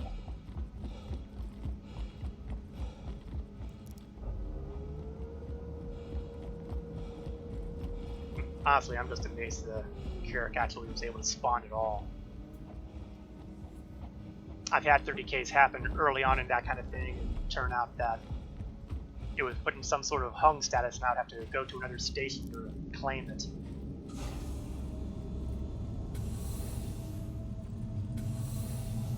Cargo is still there. Just for giggles, let's see if the elevator's any better. Oh, the elevator's working properly. Two things have gone right. Yeah, woo! Everything seems to be going right so far.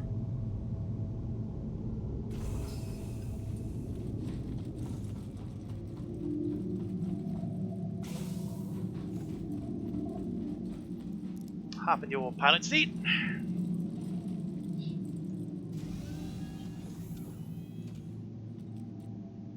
One of the things I love about the Carrack, lots of multifunctional displays. Aerospace. All systems online. I'm a big fan of having lots of multifunctional displays available. Let them know I'm leaving. You are clear to launch. Before I actually do anything though, let's set the course. We're going to dump this off at Loreville because I know they'll buy agricultural supplies in the quantities that I've got them in. It may not be huge profit, technically speaking,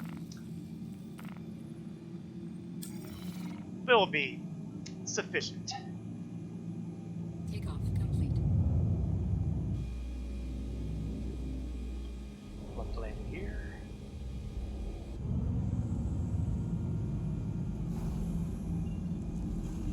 Now this trip would take Raised. a painfully long time under normal circumstances. Thank you, and please visit again. But as I said earlier, I have taken the opportunity to upgrade the quantum drive on this ship. So we are going to get there in approximately 230 seconds.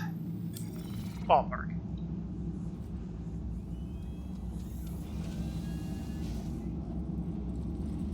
I don't know if you've had a chance to see the Carrack at any point, just to take a quick peek at some of the more interesting rooms. It's got the mess hall lounge there, we've got the rec room there. I'm sorry, that's the rec room lounge, that's just the mess hall.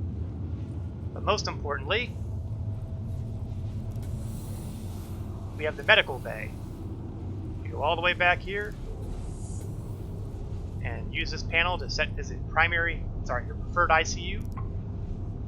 If you end up dead, and this is anywhere nearby, you will spawn in that bed. And that could be a handy thing if you're doing a ground mission, like a bunker busting mission.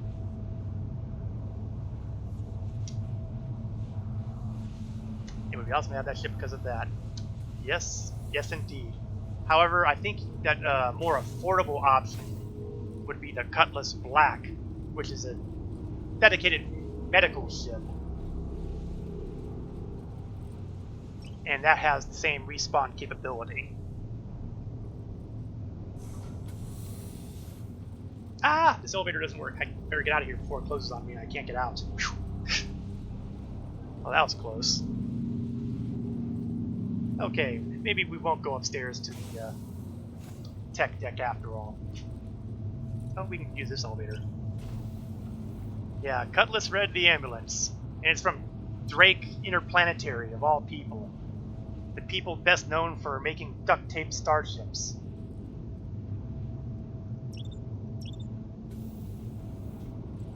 Oh, thank heavens for a minute there, I thought the elevator wasn't working. Back here we've got the hangar deck where, in a perfect world, I would have an Anvil Pisces sitting in. You can't arrange to spawn in there, unfortunately, so you have to get it in there the hard way, which is a pain in the tuchus.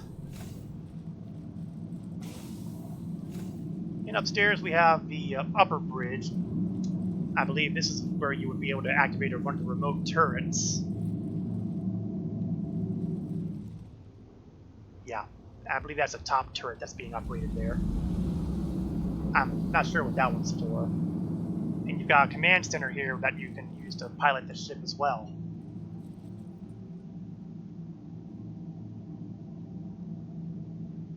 Space, the final frontier.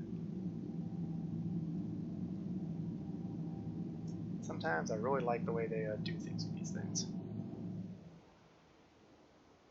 Of course, I can't pull out too far because I'm limited by the window. You can only play with the camera so much. Oh! And we're already here at Hurston Dynamics. Go back down to the lower bridge.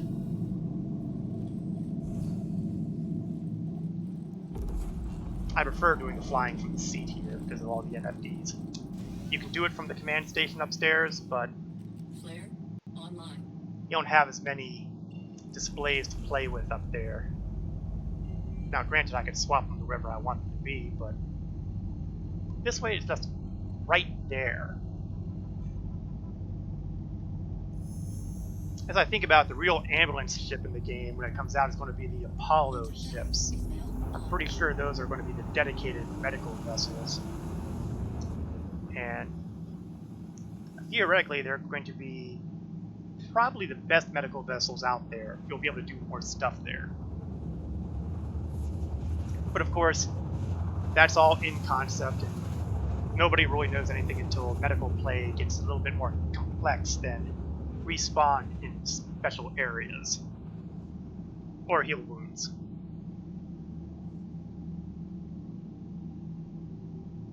And now for the fun part. Flying a large ship into the docking facilities at Lorville.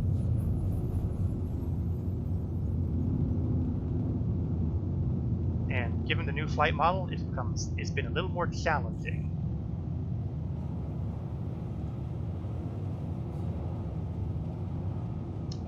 I'm going to change my power levels to give me all thrusters,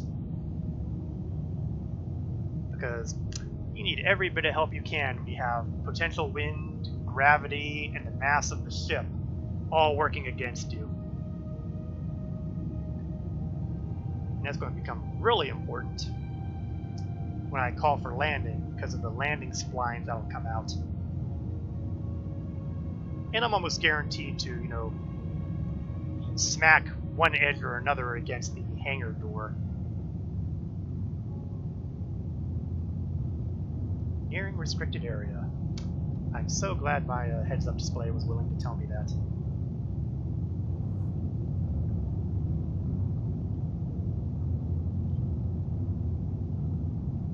The last thing I want to have happen is for this thing to accidentally put me into autopilot.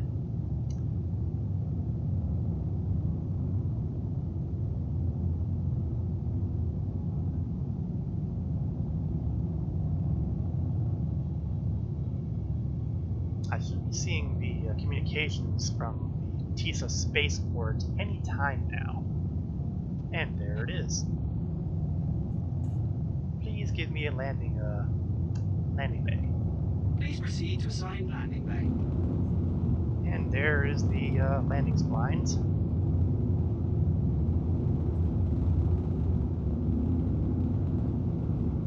I'm going to slow myself down a bit so that I don't overshoot it too badly.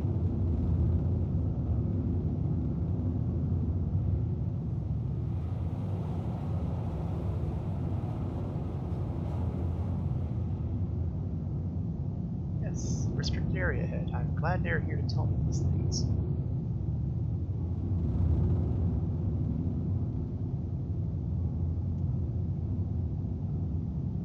Okay, so far so good. Once I get to the other end, I'm going to bring the ship to a relative stop and try to identify my exact landing hangar. I'm going to try to bring myself to a relative stop.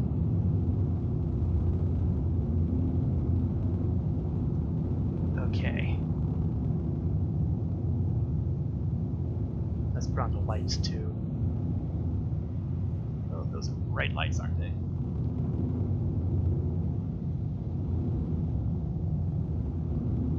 Okay, I see the hangar I'm using, and amazingly enough, the doors are still open.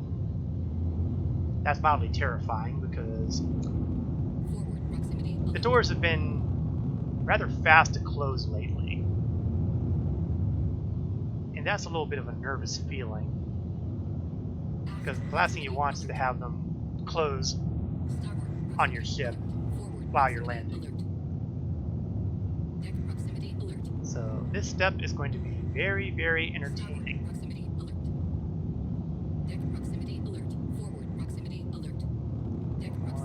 More. It's a tight fit too, so the fun never stops. I'm pretty sure I'm centered, but I don't know if I'm far enough up.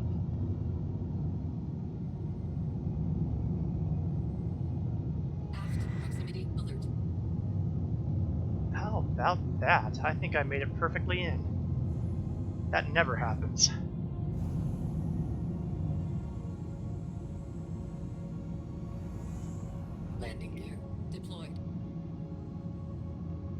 Landing complete. Landing complete. How about What that? does it That was say? about as textbook a landing as I've ever done in the Carrack. And in this flight model, too.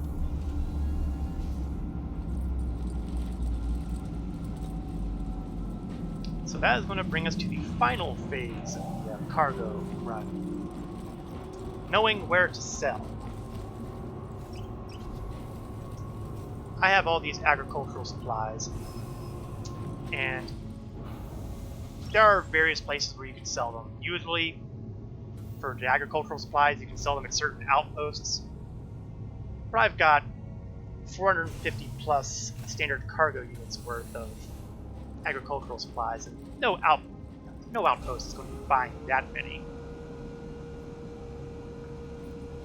No outpost is probably going to be carrying that many.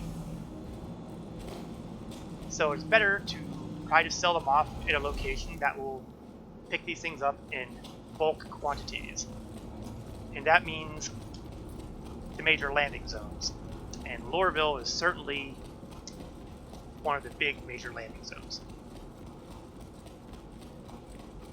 But you do have to know where to go to sell it. You can't sell it at the spaceport. What does a spaceport need with agricultural supplies? Well, unless they're exotic drugs, of course. I can't rule that out. There are drugs in the game. You can do drug running. On the other hand, there is no way you would be able to fill a carrot with the drugs. And even less of a chance of selling it all anywhere. Most places I know of will sell them in like 10 cargo units at a time. That would be a long time to offload that many drugs. Which is undoubtedly where the smaller ships like Freelancers, Cutlasses, and the future Mercury Star Runners are probably going to make their bank. By running small size, high value cargo. So what we're doing, since we can't do the sales in the spaceport, we are going to go to the Central Business District.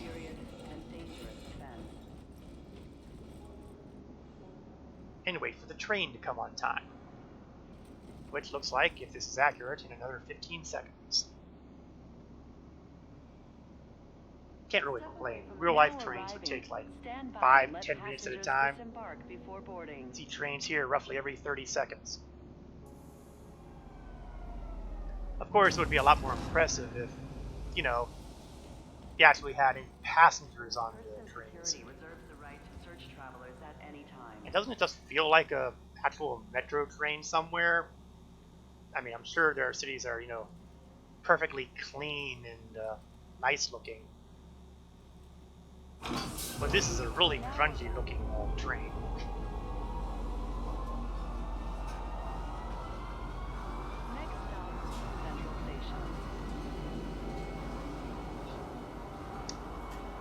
Oh, look at that. I think sunrise is coming. I hope that's sunrise. Of course, it suddenly occurs to me of the old sailor's saying. Red skies at morning, sailors take warning.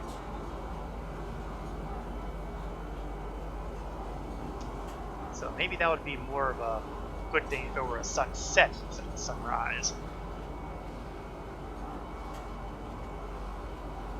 That's probably more a statement on pollution levels of Hurston than anything else.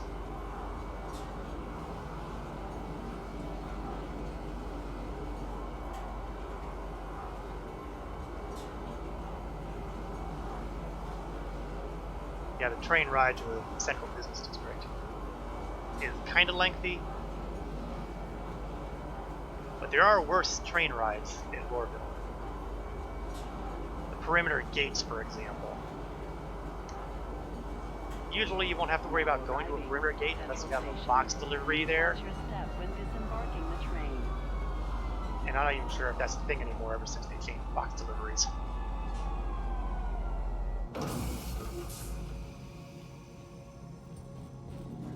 Alright. Go past the extremely huge gold statues of the founder of Hurston Dynamics. I'm presuming that's the founder. For all I know, it could be their current CEO. Up into the entrance.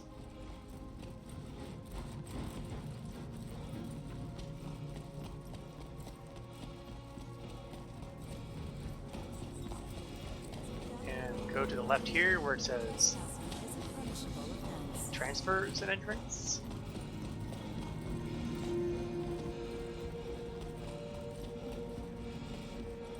See if I can work myself up to a heart attack running to these terminals.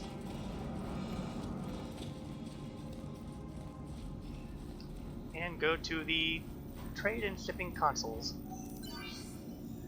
where you can buy or sell. Selling for my Carrack, the agricultural supplies,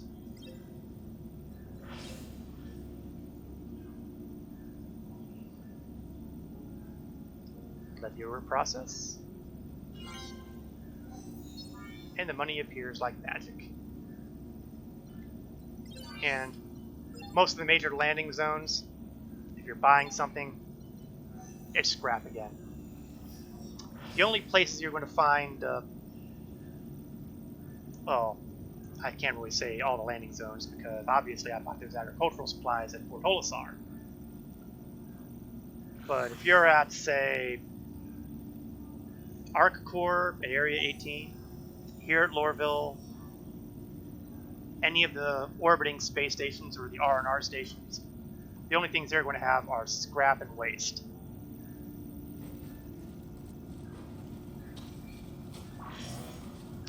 You can find all sorts of other stuff at various outposts.